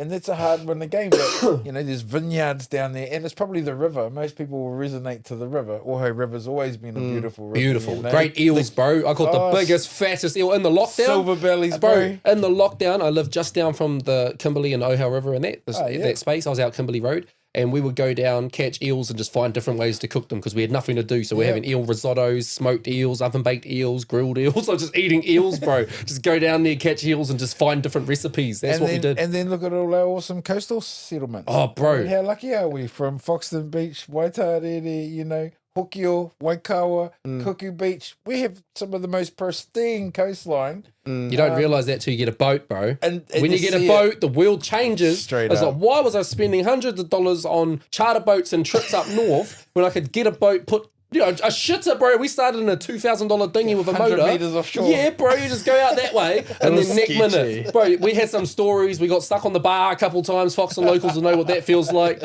We've had some moments. By jet ski. We've been towed. We've been stranded. I've had boats struck, just circling the boat with no bloody battery, bro. We've had some moments. He meant the sandbar, not the bar. Yeah, not the drink bar. We got stuck at the bar having a drink, and then we came home with the fish. But no, just in regards to what you're saying there, the river is so important. As a kid growing up here in Foxton, bro, Ealing, bro, we used to go down, get the plastic bags from New World, and rotate and with fishing line on it and a rock, and then tie that to the bottom, and then chuck some pork from the dinner or some fish fingers from the freezer and go eeling, bro. Catch eels, bro, and just enjoy the moment. And I used to go down to my Uncle Shane. Do you know Hut 52? Shane Halewood? Oh, I don't know that name. I know the name. You would know the name. He passed away in 2008. but he was the Foxton OG, and he was the one who taught me all of this, bro. That every Sunday I'd spend my Sunday with him. He'd take me fishing, bro. One of the things you'll appreciate this, you'll probably be, I don't know if you know the backstory a little bit.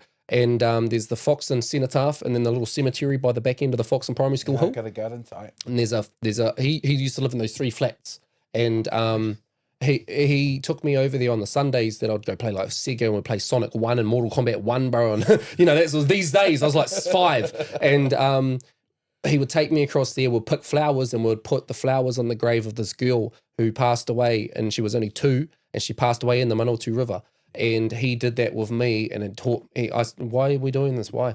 It's because she doesn't have a family here anymore to do it, but she didn't deserve to die.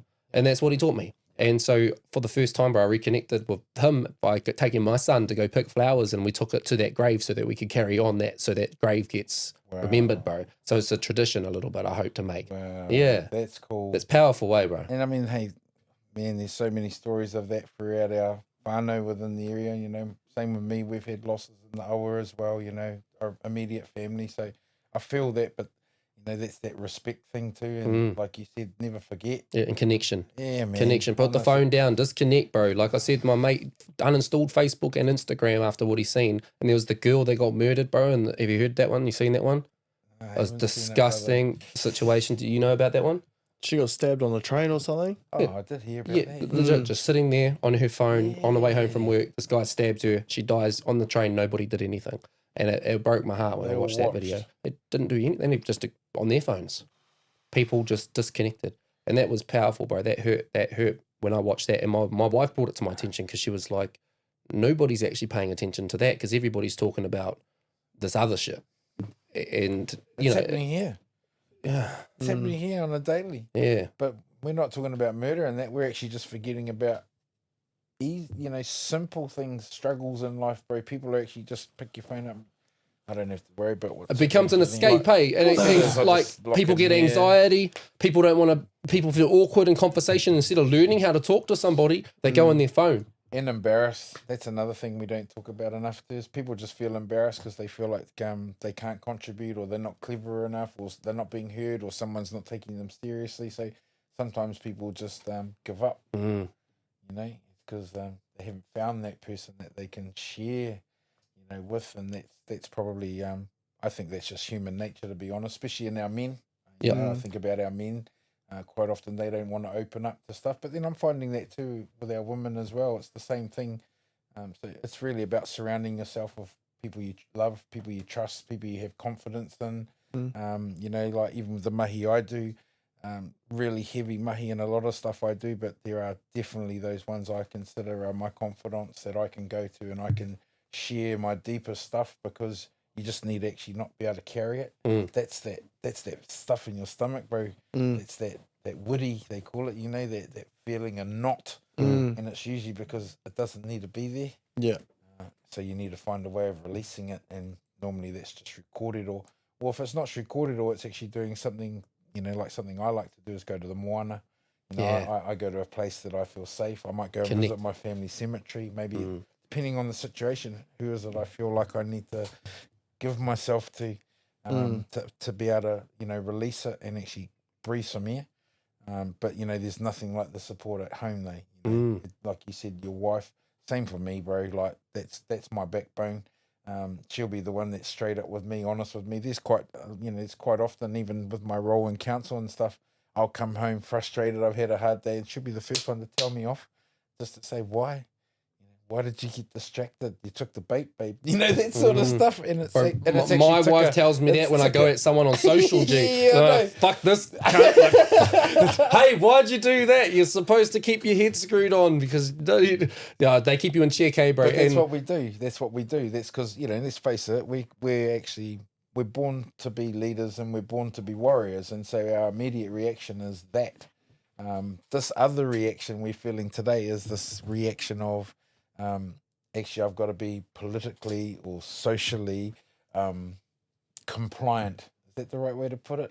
Maybe I'm sounding a bit... Yeah, I get what you're saying. You know what I mean? But it doesn't mean we live it. Yeah. So, and I like what you're saying, because a lot of what you're saying is we need to break the stigma. Of course. And that's what we do, bro. That's why we have the conversations we have, and that's why we run that slogan. That's what we are. That's what's on our clothing brand. Not today we've got welcome. Picture. We need to talk on that a little bit, but on that big painting. oh, right there behind your head, Jeff. Breaking the stigma. Breaking the stigma. That's the message. That's course. what we want to be able to do, and that's exactly what we do with these conversations. We just talk, and that's okay. Just talk. Just take a moment out of your day. Put your phone down for an hour. All we're doing is putting our phone down and talking, but we've got a camera on us. But if you remove the phone and just sit there with your mates and have a talk for an hour, it's this. I actually love this, bro, because and I sort of knew it was going to roll like this, but I sort of roll like this most places I go anyway, because what I've learned, like even right now, I'm on a campaign trail. Yep. I've got to go and do a whole lot of and we're going to events. rapid fire some questions at you very soon about that, okay? Yeah, I've got a couple. And it's hard, you know, but actually what I've learned is in the past I've tried writing notes, I've tried writing mini speeches and stuff, and actually I find that it distracts me. I come off the dome and you go anywhere, I just bro. turn up now like this. Yeah, and that's what when I came here, bro, and you turned up, this is their pocket. We got this little bit of a structure. We say this and do that, but it's just we're talking, bro. I That's just all this roll is. with it, bro. Actually, because that's how you get the sincereness out of people. It's actually you can only talk to what you know, eh? Because in a situation like this, you can get caught out really quick. You're gonna talk kaka. Yeah, bro. Someone's gonna come back on your show and go, "Their followers all kaka, bro." This is what you The know. world still finds ways to do that. He brought up this and he said that, but didn't say that. Well, what about that guy on the We talked party? about him throwing a party, bro, in the Yeah. last episode. The clip come up this morning. This guy's putting caps saying he's a liar put some caps about on his there. party. That's his story So- that he's talking about his life. So I tag him and he tags his mum and his I dad. tagged my to mum. I vouch was for like, it. "Am I fucking lying or what?" So just because you didn't get an invite, boy, shut up. I poked the bear with that. Yeah. I'm hard skinned. One, I used to be a bouncer. You know what I mean? Like you get a tougher skin when you've seen shit and been there and seen that. I don't really care what people on the internet say. Yeah. I don't so much. I definitely have had moments where it's impacted me. But you can't pretend like some things don't throw you off course. Yeah. But I see them, and if anything, I just poke fun at them sometimes. He's new to this world. I've brought him into it with this, the making a statement. He's part of my team now. He's on this podcast. He's behind the scenes shooting our music videos, which we got dropping this week. But he is now in my world in the public eye. All of a sudden, there's all these thousands of followers that are now seeing him. And it's like, welcome to my world, my bro. Like, you got to see that. You got to experience but it's cool, that too. bro, because as challenging as it is, you'll learn so much on the way, and actually you'll become resilient to the rubbish. Yep. Yeah. You'll soon work out, not even going to give you a breath, No. but I'm hey, this one over here, 3 minutes, bro. I'm ringing that dude. He gets a clap back. Also, though, like you got to think like these people that are putting the hate on, they're just adding boost to your post anyway. So that's why Yes. you reply to it and comment Straight to it, up. and then that's another comment. And then if you can get Algorithm. bait them into commenting again at what you've just said, Yeah. then you just have a conversation, and it's just making your post go bigger. And That's then you why take it to- that's why I went and tagged both of them. So I hoped both of them would come and reply and be like, "He did do that. He did do that." Congratulations, bro. You're welcome. You know what I mean? You're good in the mindset. You got it. But But also, I wanted to just shut him up as well. Fuck that guy. fuck that guy. Hey, if you're watching this, fuck. I don't even know you. But no, like it is a hard world to be in, that social media world, eh? Like man. as soon as you go and put yourself in the public eye, you're in the public's opinion, and the public now can express their opinion whenever they want to because they feel like to, because they can. Yeah. And they do it so freaking. You can imagine what I'm incorrectly. going through right now. Oh, Like no. I'm trying to share stuff on social media, my own page, on all the various community pages across the district, and trying to manage it and keep up with it is really bizarre. But what's really bizarre was when you just get these real drop kick Dickheads. comments, and you're sort of like, You will don't get it, bother. though. Yeah, but it's sort of like so unnecessary. But if they knew me, they know that I love challenges like that. I'll play that stuff all day. You were the only face standing out of all the signs that got caved in. Yep. Another thing, Was it you? We heard your background. You heard the families do it, AG. You heard the family do it.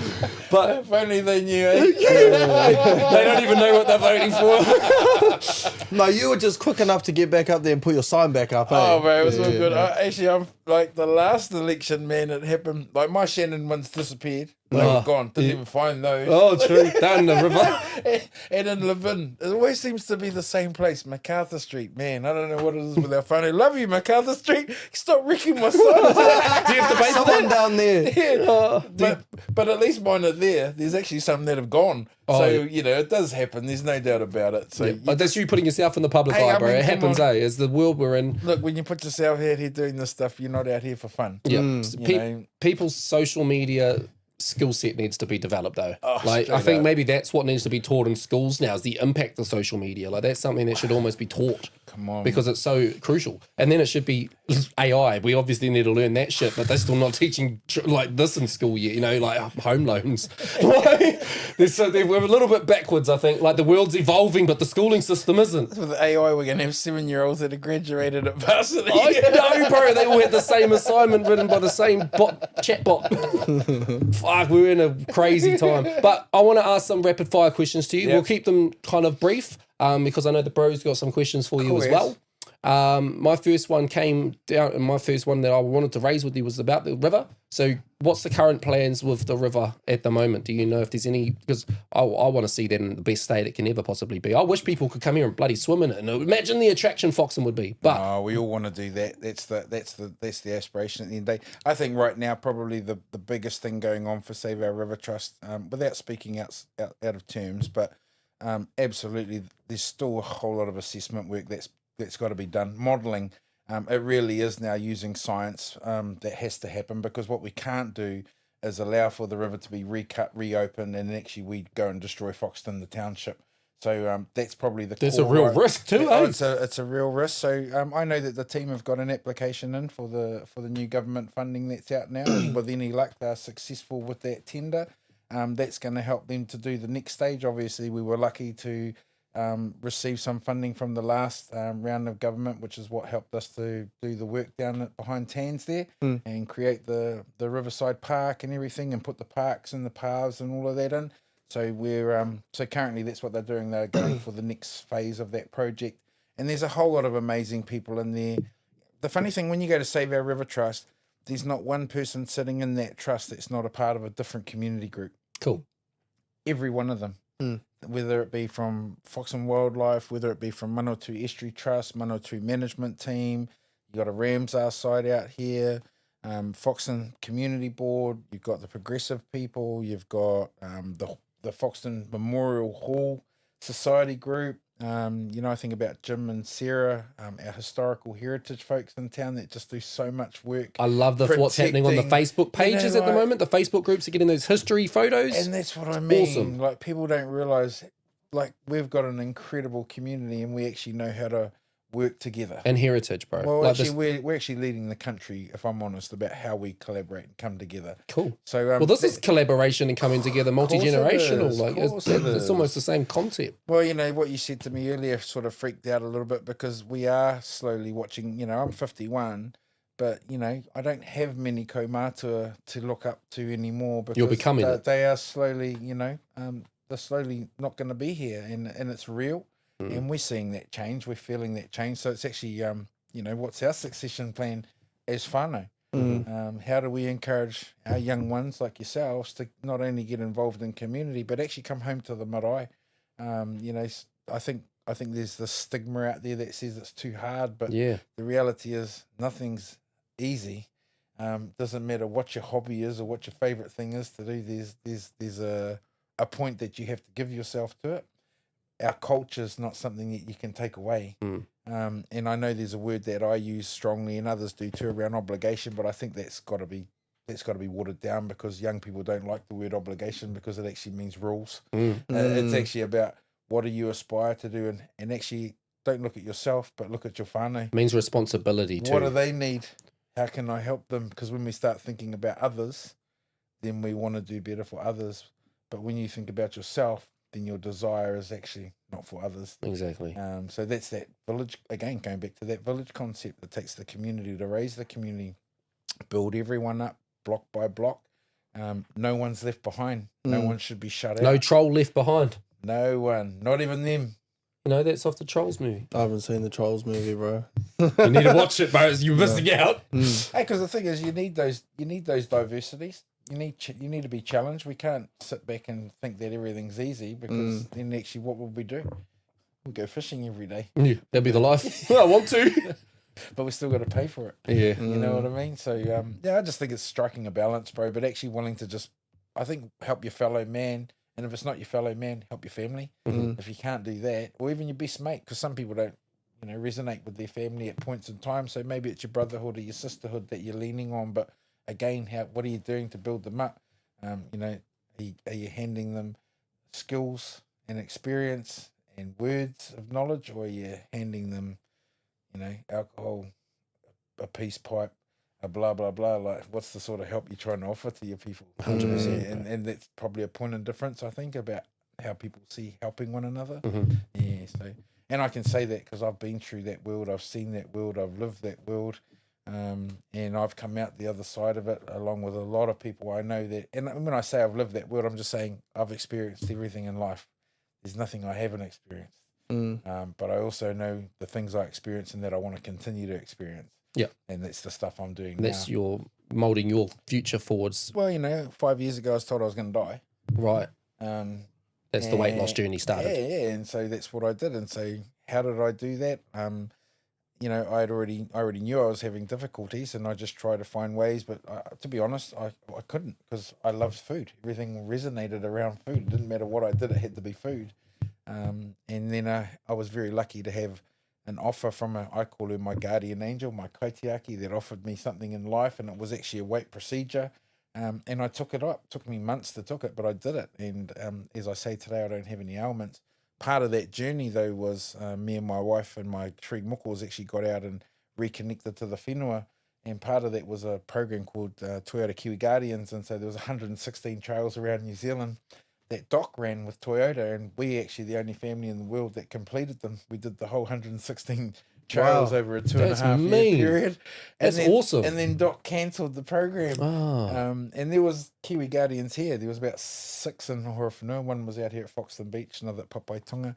And so because they shut the program down, I tried really hard to save it, because I saw how good it was for families, connecting, getting out. And the health buzz to it too, bro, because that's what I love doing. That's how I lost the weight. Love bushwalks, the walking. I love that. So today I joined Te Araroa Wellington Trust, and because they look after the Paikaka escarpment, that walk down there.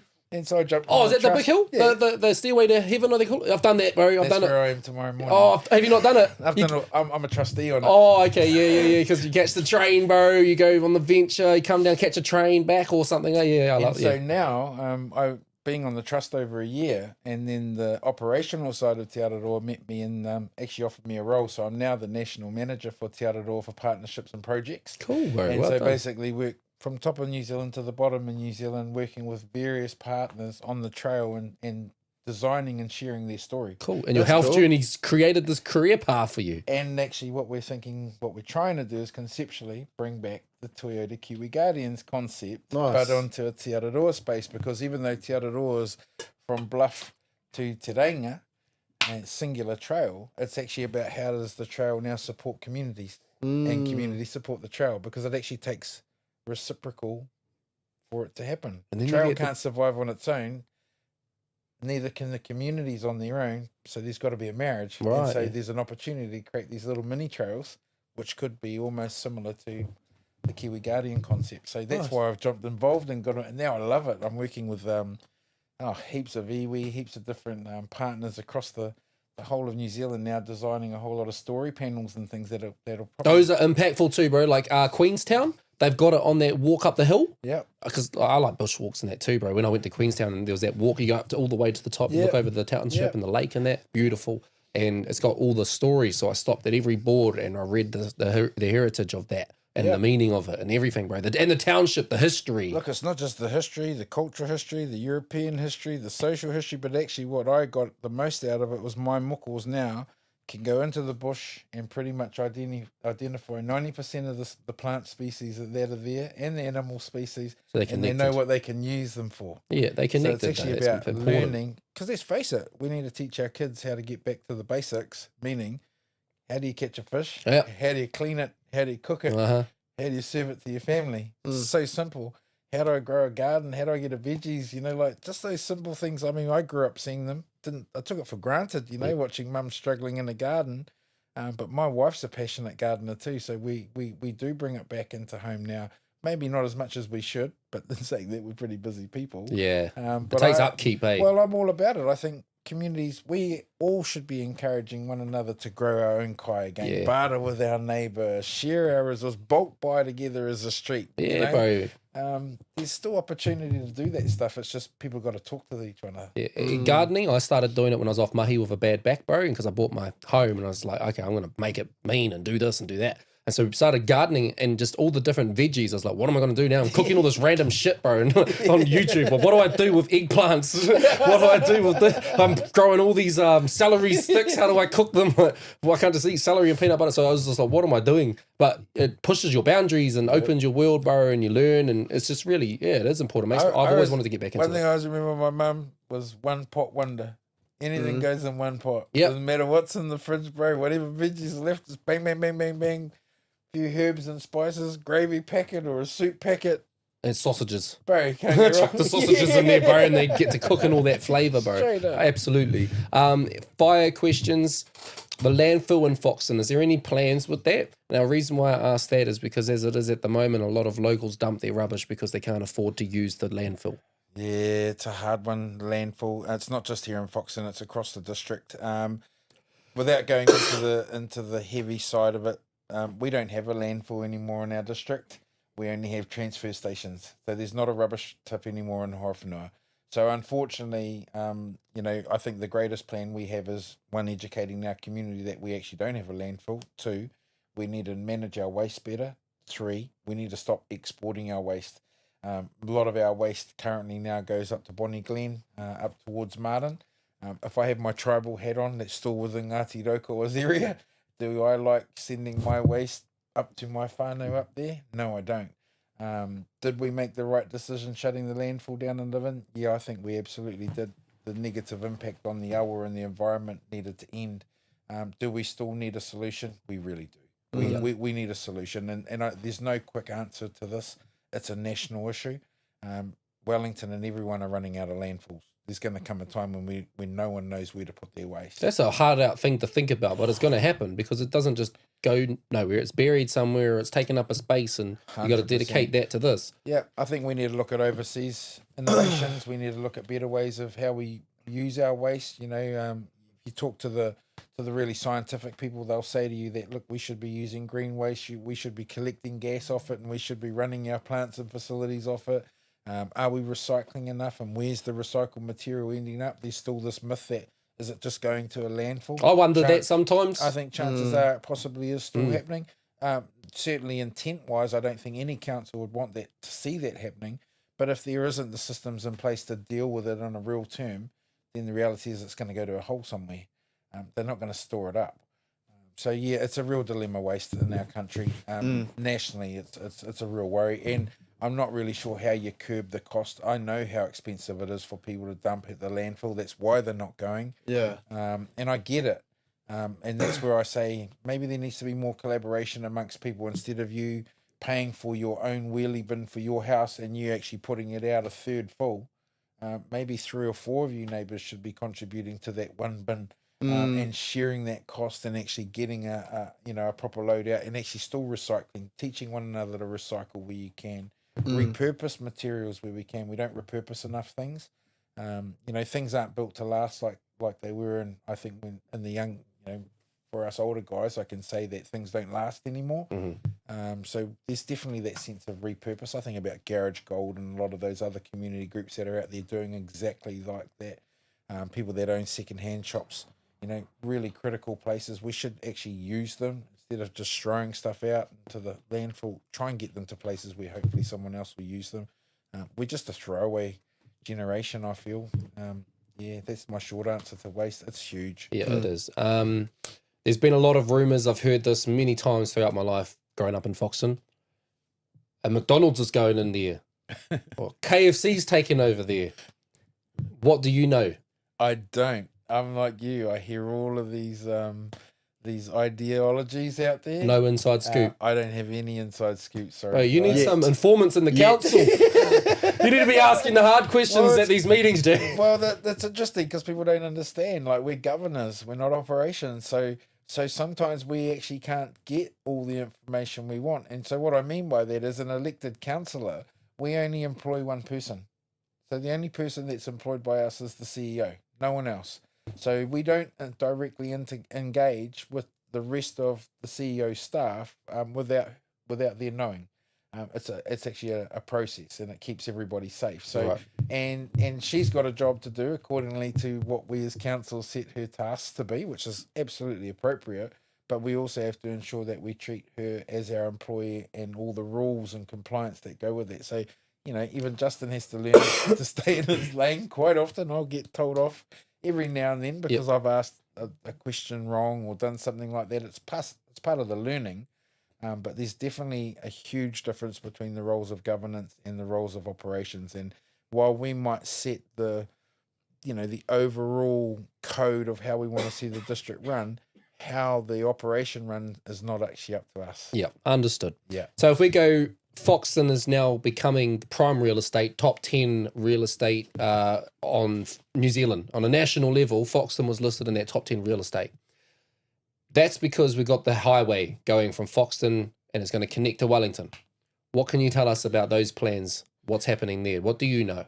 It's huge. There's no doubt about Awahou is going to be huge for the district. But we also have to remember Awahou actually stops at Kupatora Road, Heatherley East Road, so it's only just north of Levin.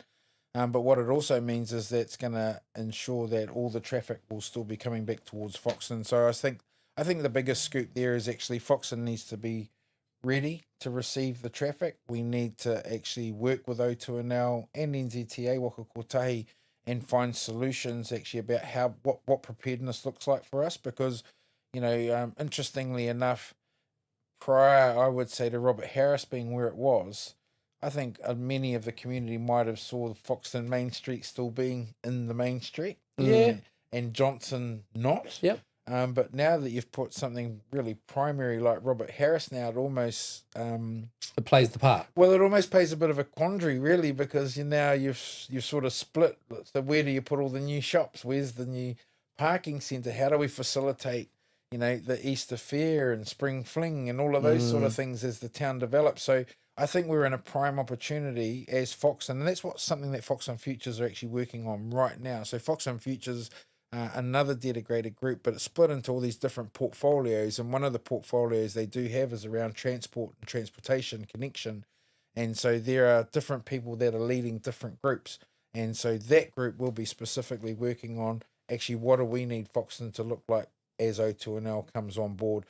Where do we need roundabouts? I mean, I live in Coley Street. Man, how hard is it to get out of my street to turn north? Sometimes I just go left just to go left because I can't turn the other way. Or at the highway by the water tower. Yeah, of course. So there's there's a whole lot of different views about where would a roundabout go, or do we need to see traffic lights come here, or but also being mindful that do we want to lose the Foxton Main Street as we know it? Because I mean, look, last time council did work around the cenotaph, drama, and then there was the street upgrade, drama. People weren't happy with the size of the parks. We got reduced size parks, and so every time you do modification in your street, you slowly erode or eradicate what we have become comfortable with in Foxton, I suppose I could say. How many towns do you know, bro, that a truck driver can pull into the middle of double lanes in the middle of our street, park up, run and get a lotto, run and get a pie out of New World and jump back in his truck and It's go. a good way to look at it, eh? Or how Double many lanes. people, pull in with a local builder will pull in with his trailer into that middle meridian. No one questions it because we're all so used to it here. It works for us. But what happens as we move forward and all of a sudden we lose those things? Where is that builder and his trailer now going to park so that he can run into that shop and grab a kai, or run into that one and grab a packet of screws? And you know what I mean? Like, it's finding an outcome. It's actually thinking ahead and thinking, how can we still make Foxton feel like Foxton? It's got to have the culture. Well, yeah, I think about Waitarere Beach. I know people have moved out of the beach because they feel like they lost their village. Have they lost their village? They probably have. I mean, here's a place that's got, some 800 houses. 1,200 houses, but I think it's something like it's nearly 2/3 of those houses could be empty. Just holiday homes. The holiday homes. Yeah. So are we actually building homes for people to live in? Are we building homes to be holiday homes or Airbnbs or, that sort of thing? And so again, families are struggling. Families are living in garages. Families are living in cars because there's no homes. But if you actually look across the district, there's thousands of homes empty. They're just not being made available. But you can't really help that because that's the lifestyle. These guys are living somewhere else, and this is just a part of their journey in township. Hey, like these guys will have their holiday batch that they look forward to Christmas to go to and enjoy Foxton momentarily. Yeah. But that's also what Foxton's good for. Like Foxton is a great destination. It is, and there's heaps of them across our district. But the problem is you can't just keep building and hope everything's okay. What we already know with our district is actually our infrastructure is not at standard. We're struggling now in rain events, water capacity, water events, all of those things, water storage. We're always on the don't drink the water as well. That's my next fucking question. But the water, we've always got the limitations on how much to use and rules and restrictions on the level that we're at because we don't have the capacity. So, I mean, even here in Foxton, there, from what I can see, I don't see any plans of how we're addressing capacity. We're going to keep sucking water out of bores and treating it and running it through our plant. And, right now in Foxton, they pump it up to the water tower, and it's the water tower that feeds the beach, whereas the rest of us in town are feeding directly off the system. But then you look in Levin, they've got a big project right now that they're trying to consent, which is called Podes Road, and that is a water reservoir. And that's definitely something that Levin is going to need, but it's only going to sustain Levin. So again, you've got to look at all these other micro areas. How's Tokomaru going to look like in the future? What buildings plan?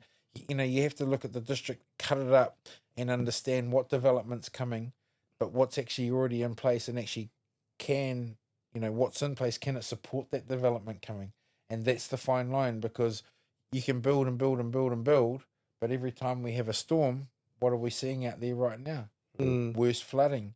Homes are getting flooded. No golf course for ages. So, that's what I mean. And the hard side of the role of council, that's the stuff that we're trying to understand. That's the stuff we're trying to control.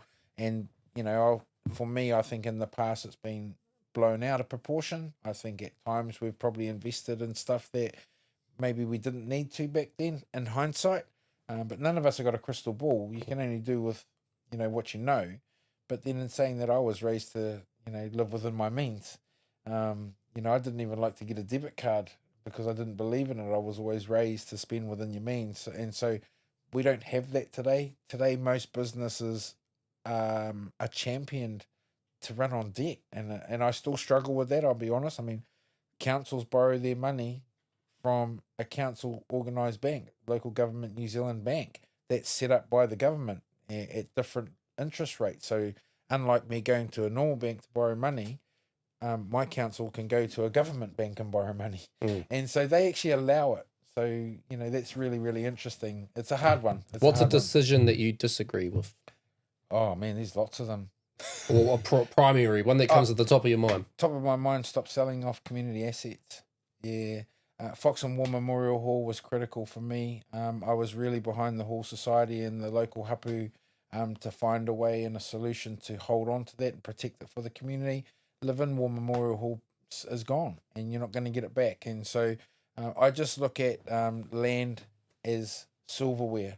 You don't sell your silverware. You look after it. And so we need to find other ways of downpaying debt, providing to our community what they need, but using the tools you've got, not the tools that you're going to go and borrow.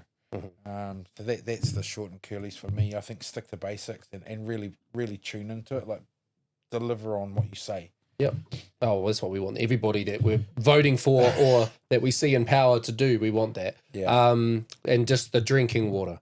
Ever since I grew up as a kid in Foxton, we couldn't drink the water. It's crazy. Like, anywhere else I go, now I've got a habit. Lucky when I went to Thailand, I was asking those questions. But when I go anywhere else in New Zealand, I go into the home and, can you drink the water here? It's just a Foxton question. What's up with the water? Is there any plans to fix it? Council are always working on the water. Water's an interesting one for us guys because it's going to change. That is one of the critical, essential things that council have to deliver to our community by law. But obviously, with the old 3 waters now turned into local water done well, that's completely changing. And actually, your water is now going to be delivered by a different entity altogether. And so that's something people have to understand. Do I like it? No, I'm challenged by it. Would I rather our district were looking after our own water? Yeah, I would love it if we could do that. But would I be fiscally responsible to my community doing it? No, I wouldn't be. We can't afford to do it. Past council decisions, past, events, getting blamed COVID, whatever you want, types of things that have happened, have meant that council haven't always fulfilled the things that they said they were going to do. So maintenance work maybe hasn't happened when it happened, upgrades haven't happened when they needed to happen. Have we put the best quality products in at times? Maybe we haven't. And so that catches up with you over time. But I think the most important thing right now is that we're going to see all of our council assets in terms of water, so your drinking water, your storm water, and your wastewater. And that's not a guarantee, not saying all of it, but certainly a large amount of it will move across into a new water services entity that the government have legislated. So we don't have a choice. We have to do this. We've linked with Rangitike District Council and Palmerston North City Council.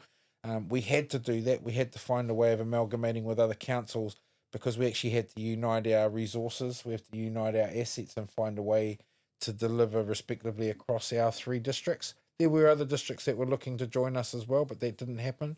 But what's it mean for you and to our voters? We're getting better water? Well, I hope we are, but we're going to get Sounds it. No, I'm actually worried, bro, because, you already get a district council rates bill. You get a regional district council rates bill, and in time, you're going to get a new water services entity bill. And so, you've gone from 2 bills to 3 bills. No. Where to get 3 bills? We take out the bill that's paying for the water at the grocery shop. Well, because that's expensive, bro. When you got a household of kids and they all drink the water and they drink 2 sips and then it goes down the sink and bro, the water is that doesn't happen in our house. Any bottle left over, because my daughter has bots. Oh yes, I put them in. I just put them in the corner of the thing, and then I use that to fill her bottles. I've started doing it in the coffee machine. I've started filling up the coffee machine with the water that's scrapped. Because I'm not going to drink their backwash. Nah, but she gets. But if you boil it, bro, if it's a healthy looking bottle, you boil it, it's all good. Yeah, but water. Man, water's life, guys, and water right now is one of the biggest decisions that our district's facing, our nation's facing, and it's huge. And I kid you not, really be concerned and hope that we make the right decision by our people, because ultimately the government have directed us to do this. We don't have a choice, but what we do have the ability to do is guide this process, ensure that our district's voices is clearly locked into the framework, the model about how this water service entity are going to deliver to us. But I'm not going to promise you the sun like any other entity or any other legislational change we've seen in the past. A new government comes in, can throw that out, and we're back square one. And shit takes a long time to do anything, eh? So honestly, this gets agreed to. Wasted money. 8 years later, it's been redacted, and now they're just reversed and paid to change everything that just got paid to get set up to change. It's bullshit. And it could happen again. Yeah. And that's the reality of it. Politics. But we've still got to drink. Yeah. We've still got to flush the toilet. We've still got to have our drainage water go where it needs to go. We can't live in flooded zones. Yeah. So it has to be a thought. It has to be a priority and a decision that's made wisely. Yep. And obviously you said there's a decision already made. So it's just hopefully something happens that's positive out there. The only decision at this stage that we've made is to amalgamate with those other 2 councils. We've got to have a water services delivery plan into government to be accepted. And then there's a whole lot of other negotiations that have got to happen between the 3 councils and how we're going to operate that new service entity together. And like I said, for me, for Horowhenua, I don't ever want our voice to be lost because we're not as big as Palmy, or we don't have as many connections as Palmy, or that sort of thing. We still need to have it tailored to ensure that our community are getting the very best that they deserve to have and what they pay for. And that's what we want as a community. your questions, Brother E, because I feel like we touched on a subject that I think you might want to talk about. We've touched on a couple of things I wanted to talk about. I had to write this down. I like I'll that. forget. I I'll like forget. I had it on my phone and my phone's filming. So we touched on a couple of the things. One of them was covered a couple of times, which is I want to talk about the rates bills. So we talked about the landfill. Oh, was that your question you had? So we spoke on the landfill. So obviously we pay for our bins. Yep. We pay landfill in our rates, and then we have to pay to go and use the transfer station. So I just wanted to know. You just said that the landfill's gone. I didn't know that. I'm not aware of that. But so I just want to know, like, As a rates payer. as a rates payer, like we pay for these certain things, right? Like the landfill. I saw, and then we pay for the pools, that sort of thing. I had this thing written down. Have you thought of, you know how there's community services cards? Yep. Have you thought of like a community's rates payers cards? So people who pay rates get certain amenities either discounted or free. You know, like I pay to help keep the pool running. Shouldn't I get a discount to go to the pool? Or, you know, like little things like that. You know what I mean? That's actually a fantastic idea. Well, I just thought. He's going to get the pools discount. Maybe I should do it. No, but you know what I mean? Like, well, But those are the ideas that's missing from this generation that he's talking about. Well, the thing is, I mean, come on, we had flybys. It's sort of it's like a rewards thing, and it's actually a really good thing you raise because not everyone is a rate payer. Yeah. So I think you raise a really valid idea, to be honest with you. And if there's, because what people don't realise, so when I said the landfill's closed, and you think, oh, so it's closed, so that's it. Yeah, no, it's not.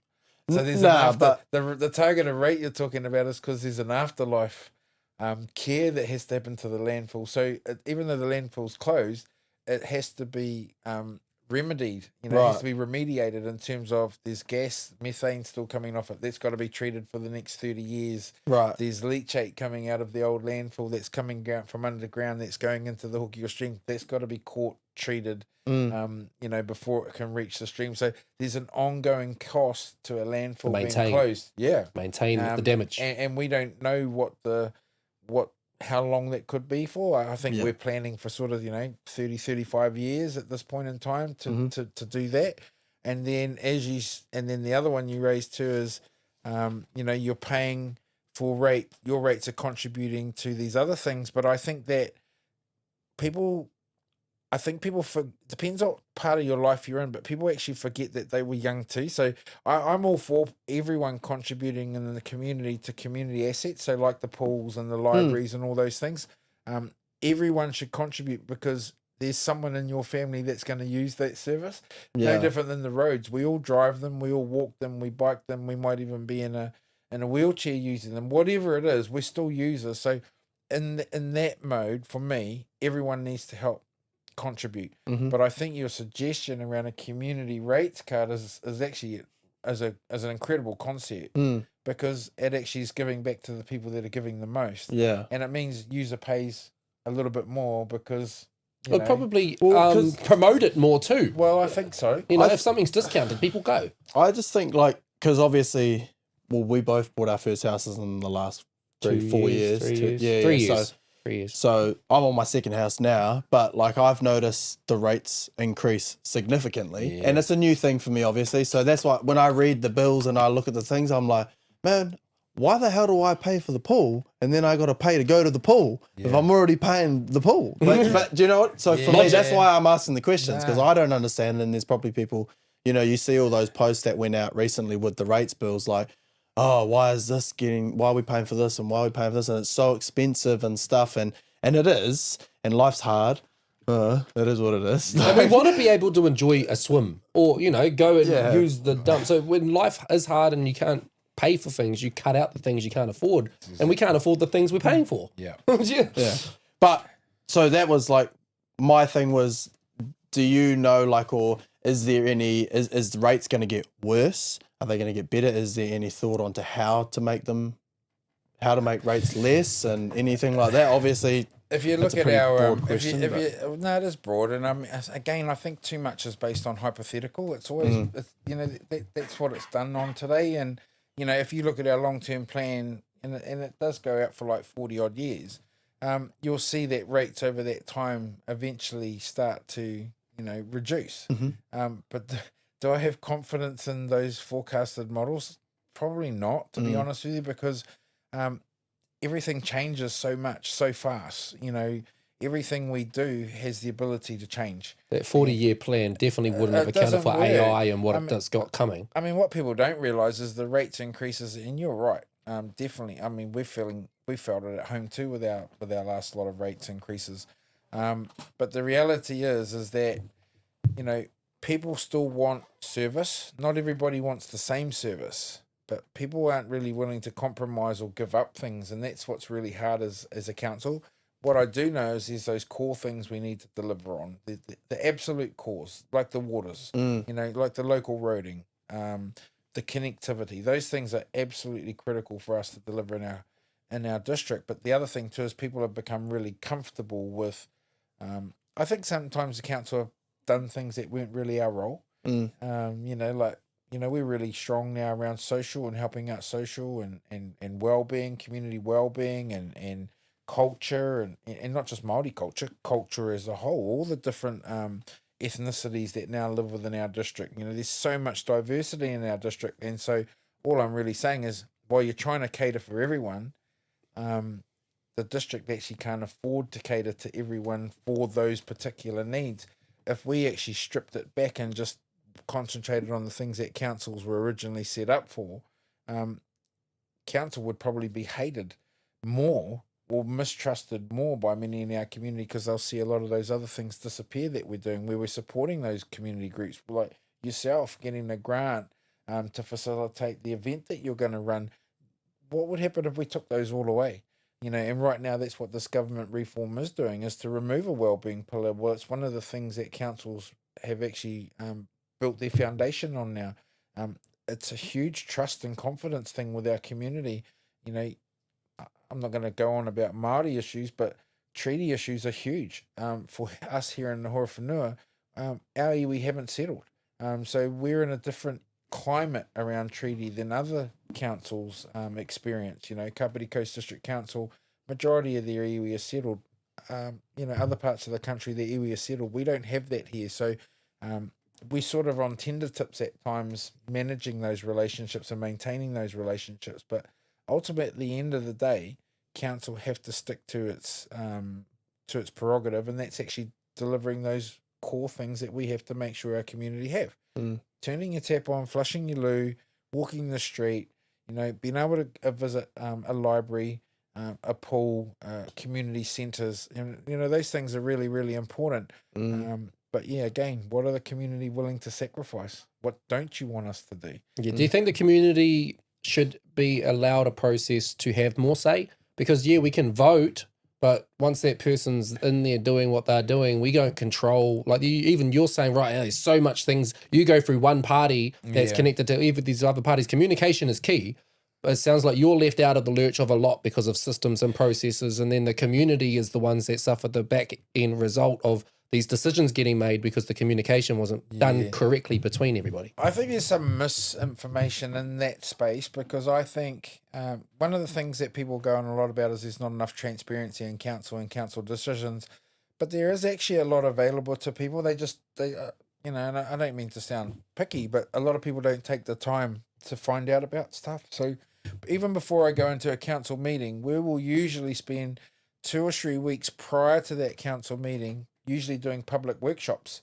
So that's us as councillors sitting in chambers, having the council staff and whoever else it might be, depending on the issue, come and present to us and workshop with us on specific issues. And 9 times out of 10, those are live streamed. So people can actually sit in on a workshop, understand what it is we're talking about. Then there's also, before every meeting, there's always public participation. And so what we find is we get very poor public participation. So how do we get more? We connect with a generation on social media. We do. Yeah, I think a process needs to change to get more involvement, right? Of course, I think that's what I'm saying. I know there's means, and I know if you seek, you will find. Yeah. But people don't seek; they're scrolling. Yeah. And if it's not there on their phone when they're scrolling, they're not paying attention. because So- they're disconnected from everything else going on. They just pay attention to what's right in front of them. So I think it's exactly what you said. You need to have the right people to connect to make those wider connections. So we don't have in my mind, council try to do a good job, and they do a good job. I mean, I'm going to be honest. Christine's pretty amazing. Looks after our comms. Foxton girl as well. Obviously, she's pretty cool. But challenging. I mean, you've only really got internet, website, Facebook, and I think they do Instagram. But not everyone's tuned into that. So I actually think we need help as a council to know how do we get more targeted audience, and should some issues be targeted at others more than others? You know what I mean? But then people will come back at you and say, well, why did you just target them? It should be for everyone. So yeah, we need to do a better job around engagement. There's no doubt about that. And I think, to be honest, there's a lot of people out there just don't want to engage with the council because they just feel like the council's just taking their money, taking the piss at times. There's too many rules. It's hard to understand the it's communication. If you don't course. understand the talk, you zone out because, like you said, Well, you don't understand what you're talking about. You jump on your phone and you don't feel like you're smart enough to be involved I with the can honestly conversation. tell you, I sat for 14 years around council as a hapu and iwi rep, and that made me make the decision to go stand for council. That was one of my questions. Because I was What made you? What drove you to run? It was actually that, because like I said earlier, I've got the councils and whoever coming at me as a marae member, always wanting my time, always wanting my feedback. They wanting us to give them support in a project. They want us to sign off an archaeological authority. They want us to write cultural impact assessments. They want us to provide a historical document. And now they're paying you for it. No. Oh. No, I hope we still do all of it for love. And we've done that for years. And so, being a person, how did I get involved in my marae? I used to go to the marae anyway, but my auntie knew I was a fisherman. She knew that the iwi had a fishing entity. So she lured me to a meeting and said, go to this fishing meeting for us, boy. And that's where I started. And, Cool. And so I got involved in customary fisheries for our iwi. And then for the last 26 years, I've been one of 3 iwi kaitiaki for coastal mammal strandings. So whenever there's whales or dolphins or things like that, I'm usually one of the ones they'll ring to respond to that. So that's what got me involved in the iwi. Cool. Then later I got involved on my marae in the more iwi role on the board. So it wasn't just fisheries now it was actually iwi. And that could have been dealing with councils, crown, treaty, customary rights, our own properties, engagement with different councils and organisations, DOC, and all sorts of things. So it opened my eyes to that world, and I sat on that board for 25 years. And then I realised that actually the iwi thing wasn't happening for me, and so I started to get more involved with my hapu. In that time I was doing the iwi thing, though, I went and engaged council, along with many other iwi and hapu members of our district, and just felt I wasn't being afforded the truth.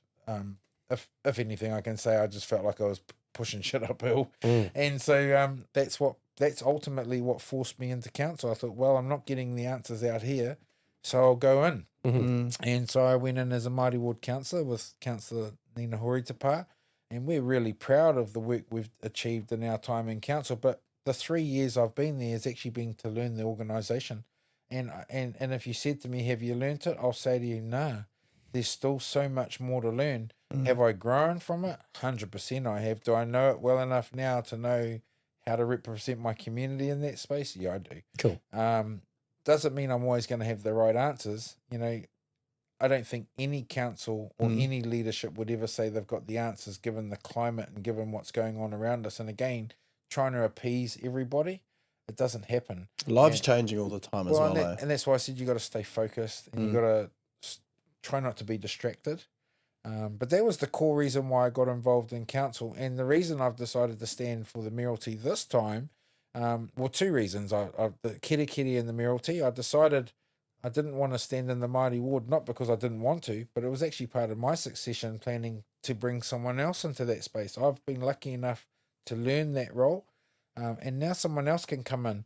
But there's a bigger fight going on for that role because there's a referendum going on right now, binding referendum to decide on whether we keep Māori wards or Yes, or we but I was going to remove ask them. about that. I Bro, seen that advertised in Palmy in the square. I was like, why? That's so So what I'm important. going to say to you is, I will 1,000,000% stand beside the value of Māori wards. Well, you I've got my seen- vote. I see what they do. The I see Minifest, I bro, see they the turned up value- and turned it into the marae. I see the value that they add and they bring, and there wouldn't be one elected councillor, I don't think, anywhere in this country that have seen Māori wards that couldn't say that what they bring to a council, what their voice they bring in, and the connection Community. they bring, bro. It's beautiful. It's truly an effect.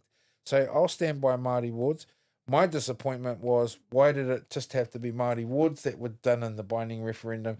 Because here in Horowhenua, we've got huge council representatives and we've got different wards. Who's to say that our community decided that they didn't want to see a different structure?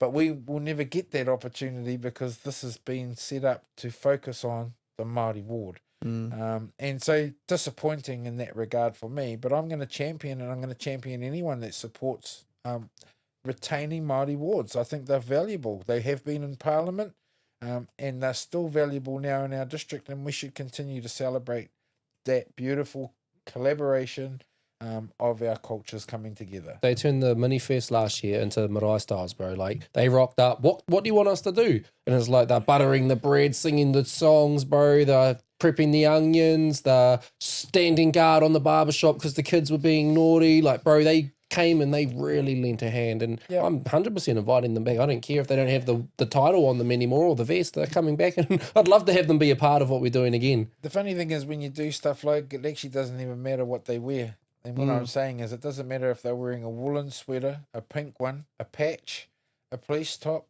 a service top, fireman's top. Actually, when you put them all together, they just roll as one. Yeah. Because they, again, remove the distraction, stick to the Cool. just community, yeah. Cool. You know, I like that. just remove the distraction, stick to the core. Yeah. And I feel that's what happens. We're so distracted in everything we do and everything every day. And we just, it's purposely done. You know, it's a tool. There's a tool. theme of this episode, I'd say, is the connection and distraction, and you need to disconnect probably from social media and your phone and reconnect with your culture, your heritage, your roots, your people, and your morals and your being and your upbringing and everything. Your people, your family, have the conversations, talk in real life. You don't need to talk on over a message. Disconnect from the internet and reconnect with your people. I think that's important. 100%. And 100%. what do you stand for? Why should we vote for you? Oh man, That was my next honestly, my core words haven't changed from the last election to this. It's about people and it's about environment. It's thriving together, and I totally believe it. That's important, both of them. People cannot survive without our environment. It's as simple as that. And when they're working in unison, it's a beautiful harmonization, and we all know it. We need to actually champion the right things. Put our passion and our emphasis in the right places. I think too often, we're trying to achieve everything. I mean, even me I can say I probably do way too much, to be honest with you. But the reason I make it work is because most of the things I do are actually the same thing, just sent in different messaging. Yep. It's like a whakapapa tree. I know my tree.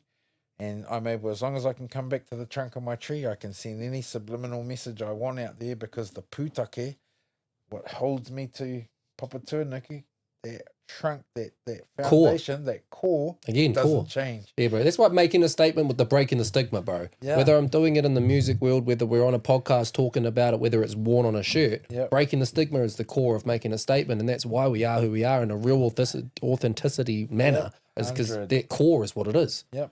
No, I'm grounded here. I'm founded here. I've seen the best. I've seen the worst.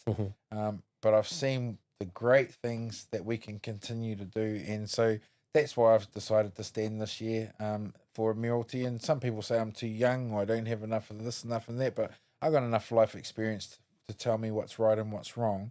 I certainly wouldn't be doing this without the support of my family, my friends, my iwi, my hapu. I chose to jump into these roles because actually a lot of Pākehā whānau said they couldn't vote for me on the Māori role. So that was another reason I wanted to be able to give that ability. I'm proud to be from here. If I get into Kirikiri Ward, amazing. But if I become the mayor, even more amazing, because I will make change. I don't walk it, I talk it, I do the lot. What a mean title to even say, I'm going to be the mayor, bro. That's mean. Like, the bro's talking about getting that hairspray gig and like, I'm going to be the hairspray character. But, bro, like, bro, being the mayor, bro, that's a huge responsibility. That's a whole ass thing up on your shoulders. It's a mean thing to go, I'm going to go out there and I'm going to be that. But that's you know big shoes. But I don't carry it alone. No, mean.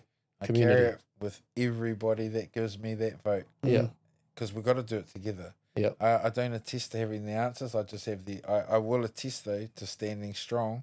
I'll never back down when my community tell me not to. I don't compromise on my principles and my values. I know what they are. They're ingrained in me. I can be a champion. I can be a fighter.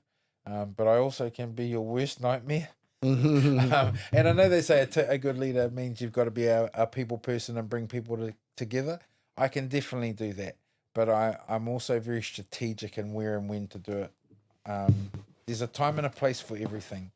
And right now, the time is tick me to be your mayor, get all our young ones involved, encourage them to have their say, because too many of our young ones don't vote. We had a poor turnout in the last election, and I'm so grateful you got Alan Young coming on. Yep. I was going to talk on that again next week. We're bringing him through the heat seat. He's another bro from behind the scenes. Another champion, honestly. And even Rogan, I know there's a bit of drama around Rogan being over in Scotland and that, but I can tell you I've had nothing but incredible contributions from him in my term, and he's always given his best. He's been a huge advocate for many of the things we've achieved in council, particularly around our iwi engagement space.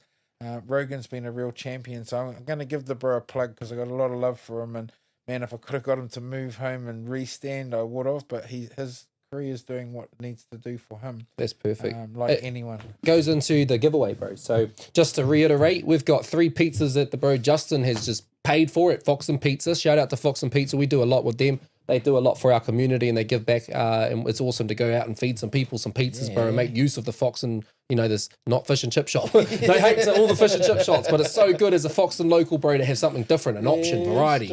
And I love making use of them and eating their pizzas. So thank you. You've shouted 3 pizzas. Yep. We're going to have anybody that just comments anybody that comments this video, you will go in the draw to win one of these 3 pizzas this Sunday night when this episode drops. We will give you the details. You'll pick that pizza up. All you need to do is comment the bro. Just drop some of the names. He said himself. He said Alan. He said Rogan. Oh no, Rogan's not in at this race in Scotland. No, but if these guys can name for us who some of the candidates are running in this year's Horowhenua District Council election, I'd love it if you can name the Mayoralty candidates or the Maori Ward candidates or any of those people that are putting themselves up to serve. Or heaps of Justins. Yeah, well, these fellas can choose, We're going to choose 3 pizza winners and the bro Justin is going to deliver it to you. I think that's what we agreed on, right? As long as they live in Horowhenua. Yeah, they got to live around Auckland, bro. You Uber Eats to Auckland. If you live in Bali, I could make an exception. Yeah, I'll be right there, my G. Can I deliver that pizza with you? Yeah, no, that's cool, bro. Before we wrap up, I do want to ask, what's your thoughts on the Rainbow Dairy? Oh, bro, I love it. Yeah? Yeah, I love the work King Cass did. Yeah. I messaged them, went, shit, good work, man. Like, I saw some of the stuff going through too. But the Rainbow Dairy is a bit of an icon to this town. There's no doubt about it. Certainly missed the originals that were there. Yep. But it's great to see it's operating. And, I love the work that the bro's done. It stands out, Yeah, it's great. Can't drive past it and miss it. I was watching a video of him today eating a bloody chicken burger at Rainbow. Yeah, he eats, bro. He eats. I've challenged him a few times. We go head to head, bro. Like if it's neck and neck, last bite, I'm nearly throwing up. He's like, we do food challenges and that. We have some fun. But we also just shot a music video. The song's called Welcome. It's out now already. And the music video comes out on Friday. This is the merch. The music video will be out when this drops. Yeah, but we might plug this at some point, either before, during, or after. But the music video will be out this week. We've got the welcome merch already available. This is printed here in Foxton at Care Design. I know you know the team down there. Yep. And you walk into that shop, you can buy my gears. You can afterpay it on the website as well, makingastatement.co.nz. Again, breaking the stigma. That's the name of the game of this podcast. Thank you for coming on, Justin. I really do appreciate the kōrero, the time, the like I said, I thank you, bro, for your support and what I'm doing. And I really hope that, you know, we can find a balance and this generation can participate and we can vote, have our say. You go in the draw to win pizza if you just comment the name, but maybe look into it a bit further, you know, have a look at who you're commenting. What's the name? What's their game? What's their plan? What's their, you know, have a moment to go and seek that information because it is there. You just need to find it, take a time away from your screen, disconnect and reconnect. And a part of reconnecting is what's happening in our community, what's happening in Justin's, you know, plan and the next mayor candidate's plan, Alan's plan, which we might hear next week. And making an informed decision about where our future may be leading. And that's important. That's crucial. One last question for you. What's your thought process on like what we're up to, making a statement? Like you're obviously supporting in the background. You're pretty much one of our first guests on the podcast. We brought the bros on. We brought my granddad on, you know, but we're reaching out to the wider community now and bringing some people in and having these conversations. But from an outsider's perspective, what's your thoughts on, I guess, what the movement is here? Oh, no, I think it's mean. Look, to be honest, guys, really, really encouraged by your journey. I think our community are really lucky to have you guys. And I've been following you guys for a long time now. I think what's really unique about you is you've shared your guys' struggles, your strains, your experiences, but you found a way through. And I think it's really important that you it's that communication stuff, you know, and like no one should ever be told it's easy. Everything's got to be earned. Mm-hmm. You know, you have to work for stuff. And I think there's too often that people feel like it's something that should be afforded to them.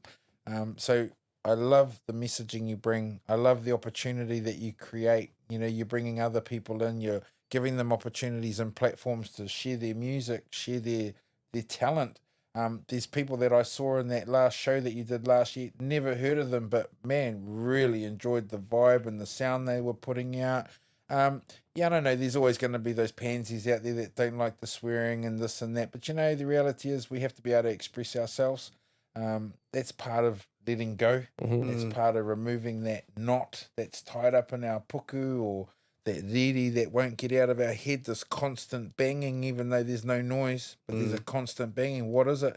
That's because we haven't learned to let go. And so I think what you guys are doing is magic. I think continue to do this and champion your cause. Haters are going to hate, bro. That's just the reality, but there's a whole lot of love out there too. And I know there's a lot of people that support what you do and what you bring, and your family must be super proud of you, Dilz. Oh, they've told me once or twice, but I think now it's like, holy shit, he's doing this now. I think he's doing this now. And you, brother E, nice to meet you, and uncanny that we just sat down the other week, not even really knowing each other, bro. Next minute, having a kōrero, and he said to me, "Oh, this is part of what I do." And to you too, bro, over there, quietly behind the scenes, working the magic, bro. Ones and twos. I just I'm totally encouraged by what you do, and long may it continue. And I really wish you the future, the best for the future. I'd love to come back again. Hopefully I win. And I can hopefully you win, bro. That'd be cool. No, when you win. When we win, bro, we'll make a mere rap song, bro. Or something. Yeah. Can we diss the area commander of the police? I got some bars tucked, bro. They've been waiting. Well, look, I love music. I love having a good time. I love socializing. I used to love singing. I love rapping. All of that sort of Guitar stuff. jams. Oh, bro, well, man paid for me to do the guitar, and I failed every time. God. But all my kids do. Me. All my kids play the guitar. Bloody buggers. I don't know how they do it. I'm the same. But yeah, I tried, couldn't do it. be proud of what you're doing. Thank you, boo. Keep doing what you're doing. And man, I'm always going to support anyway. And I'm really looking forward to seeing what happens next with you guys. And yeah, to all our listeners, tune into these guys and feel the vibe, feel the spirit. The Wairua is strong amongst these guys, and some may laugh, but it's not laughable, really. I know that I end up in places and spaces because it's the Wairua that takes me there. That's cool. We'll look at it. Yep. And that's why I'm here. Awesome. And I really appreciate those words, bro. Thank you for the recognition, because a lot of work goes in, and it's fulfilling when people can see the mahi and acknowledge the mahi, because a lot of people tūpopi and they don't even want to pretend like it doesn't exist, because they're worried about themselves, and there's like, okay. But no, I really do appreciate that. we talked about some crazy conversations, broke the stigma around a rapper going into the police force. And it was actually at the back end of that where I was like, fuck it, I'm going to hard out be a rapper now. I'm going to diss this guy. I'm going to swear and I'm going to, you know what I mean? I went all in as a rapper and I got kicked out of the police force. But no, it was awesome. We had some mean conversations. There's a subject that we actually touched on that we're going to bring back on in a future episode, which was your painkillers. I definitely want to kind of delve into that world a little bit because I've got some conversations to have in that space. But it's been awesome having you on. It's been awesome talking history, local history. I hope the locals tune in and actually pay attention to the kōrero in this space because it is important, you know, and it's mean to be able to bring you on here and just have this chat and talk and learn, bro. And you've really opened my eyes and like I definitely just kind of reiterated like I do want to go to the Mātou Marae 40th anniversary in November, you know, I do want to make that connection and break that stigma that it's too hard, you know. So I definitely appreciate you coming on, bro. You spoke some wisdom. Before we end it, we go around in a circle. What are you grateful for? The week that we've just had, what would you say you're grateful for? Oh man, I'm grateful for everything in my life, bro. Honestly, so grateful for my wife and my moko and the support I have of my children. So grateful for my community. I'm so grateful for all our marae and all the facilities that we have and the people that contribute just to make life better. Yeah, I'm just grateful to be here because reality is I wasn't meant to be here. And I'm here to serve. I'm here for the long haul. I'm not in here for a prize or I'm not a mana muncher. I've been accused of that. I like to do the work. I like getting my hands dirty and I like arguing too if I have to. I was just thinking, mana muncher, that's a good one. I might call someone that one day. I'll just put it in and it's a bar, bro. That's a bar, mana muncher. Yeah, mana munchers, bro. Nah, I'm a realist, bro. And I don't suffer fools, bro. And I'm the first person that I don't like road rage either. I'm pretty. That's probably my one naughty aspect. Road rage. I can say that. I hate bad drivers, bro. Fair enough. Fair enough. I think everybody does. I'm the same, and I drive all day. It sucks. But appreciate you, dudes. Yeah, no, thank you, bro. I've got mana muncher stuck in my head with a bar. Like, I want to punch you, you mana muncher. Like, want to punch, bro? You're a cunt, though. It's a new line. It's a new line, bro. Yeah, it's in the memory bank now, bro. Usually I'd hand it off to you, Brother E, to close it, but I actually want to do something different in honour of Maori Te Reo Awareness Week. Is that kind of what we're in right now? And it's the 50th anniversary. Brother E, I'll get you to just say a wrap up and then we'll pass it back to you in a minute, Justin, and I want you to close it with a karakia. Sure. Cool? So, Brother E, wrap us up. Any last thoughts and comments for Justin? Well, first of all, I'll say thank you for coming on. I was very quiet this episode. I think I was more just learning because, like, again, I'm new to firstly owning houses, but then also I'm new to Foxton. So just hearing a lot about all of Horowhenua, I don't know. So I was just listening to both of your stories the whole time, trying to tune in here and there, but actually I was just like, man, this is cool. Like I'm just sitting here learning right now. Like, hopefully what did you learn at home? If you're watching, what did you learn? So I might have chimed in, here and there, but I was pretty quiet this time. But no, it was good. It was really good, and I enjoy to learn things and be better, and that's why I'm here. It's just to become better. So it kind of almost inspired me. I'm like, man, maybe I want to start trying to join council or something. I don't know, I was like, that's your community service card. Yeah, well, I don't know. Like, bro, that's a cool concept. And also we want a vacay day put into council. So a vacay day, we're pushing for this in the podcast. The vacay day is going to be a day where you can just have it off to vacay your day.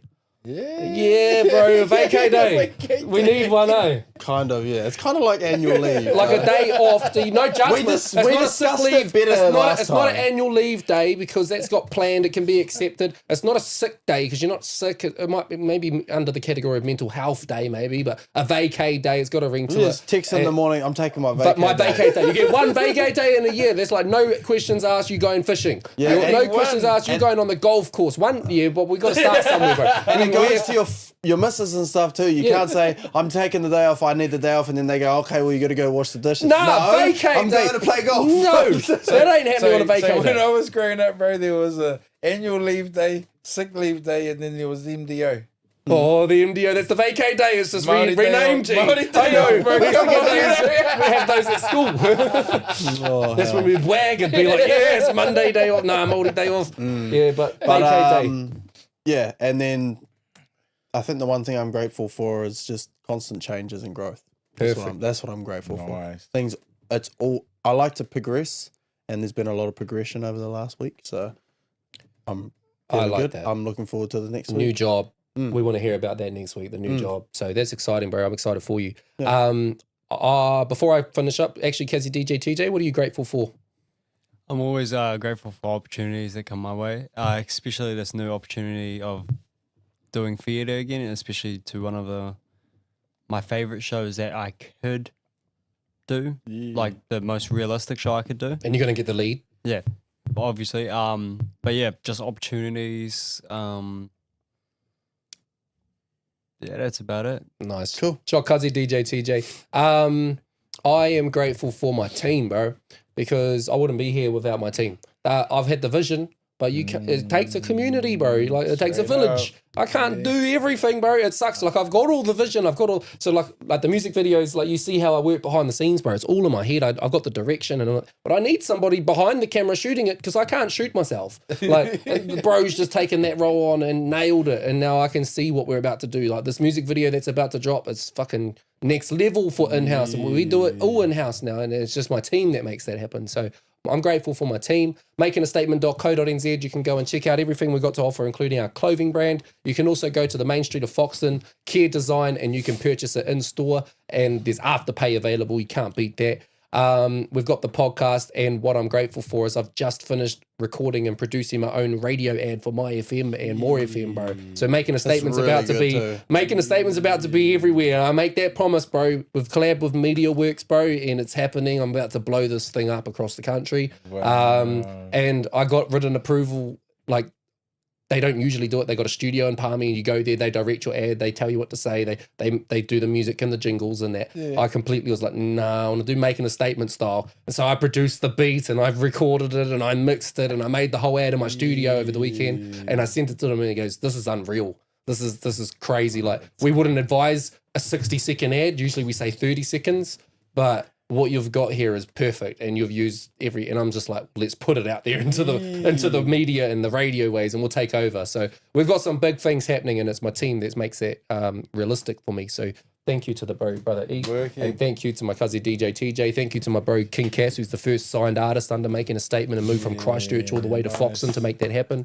Thank you to my wife and my team at home, and my whānau and my family and my friends, and the people that check in on me, and the people that uplift me, and the people that help me and support me and give me advice and give me feedback and acknowledgement. So thank you to everybody that's a part of this Making a Statement movement and the team. We're breaking the stigma. And that's episode 7 underway. That's locked in. Favorite number. This is hopefully going to be one of the favorite episodes. Last episode, we had a porn addict on this episode. We talked to him about his history and his therapy and his methods. It was a bit different. It's a bit different, but fuck, it was awesome though, and that's what we're here to follow. Yeah, bro. But we nailed it. We were riding a roller coaster up in here. It doesn't matter who's in that seat. We bring them into our world. We talk about some shit. We uncensored, unfiltered again. We taboo topics. We break the stigma, bro. And we have a laugh. That's important, bro. Love it. Somebody said, I really appreciate the conversations that you're having because they're the ones that, they swept under the carpet. And I love that how you do it. Yeah. And it's like, well, like a humor just breaks the ice, bro. Like a little bit of a laugh. Like this guy's telling a story about his porn addiction and how he masturbates, bro. And it's like I'm sitting in the corner, and he knows he's telling this to the world, bro. But he found a way, and his way was to, I'm gonna have a laugh about it because it's healing for me. Because now I'm still talking about it, and I'm going to therapy about it. I'm working on it. I'm still watching porn, but I watch it less, and I'm doing this and walking my dog now and connecting with nature. So shout out to the bro John Taylor for coming through. Another Foxton local. Next up, we've got Alan Young, another mayor candidate, so a mayor elect council. And I can't wait to have conversations with the bro and see his thoughts and maybe have some opposing views. You know, let's start some debates and arguments. But keeping in mind, we got the pizza. This is coming tonight. Technically, if you're watching this podcast episode will drop and this pizza will be getting delivered by Justin to 3 lucky winners. And you don't need to vote for Justin. You just need to acknowledge and comment 1 candidate in the comments. If you can do 3, that's awesome. But I think, important thing, bro, reconnect. And a part of that reconnection is I'll pass it off to you, my bro, and we'll do that karakia. And don't forget, you got to live in Horowhenua for me to deliver your pizza. or Bali. No, look, massive shout out to you guys and to all your listeners. I just think how lucky you all are. So I'll just say a few words. But he mihi kia koutou. Koutou ngā rangatira tēnei kaupapa nui. Dilz, DJ TJ. Mihi ana kia koutou. I whai ake nei te huarahi tika puna ma tātou o koutou nei hāpori o tātou nei whānau hoki. He mihi ana kia koutou katoa, huri noa ki tō tātou nei whanaunga, i rungi i te website nei, tēnā koutou katoa. Anei te karakia tima whakamutunga o tēnei pō. Ki a tātou katoa, te ata whai o tō tātou ariki o ihi karaiti. Me te aroha o te atua, me te whiwhinga tahitanga ki te wairua tapu, ake, amene. Cheer from Foxton. Cheer. FXT. Bye, I'm Ethan. Gonna happen as firefighter, ain't nobody putting it down. I'm holding it down, no common grounds. I'm making a statement, is the way to claim that you're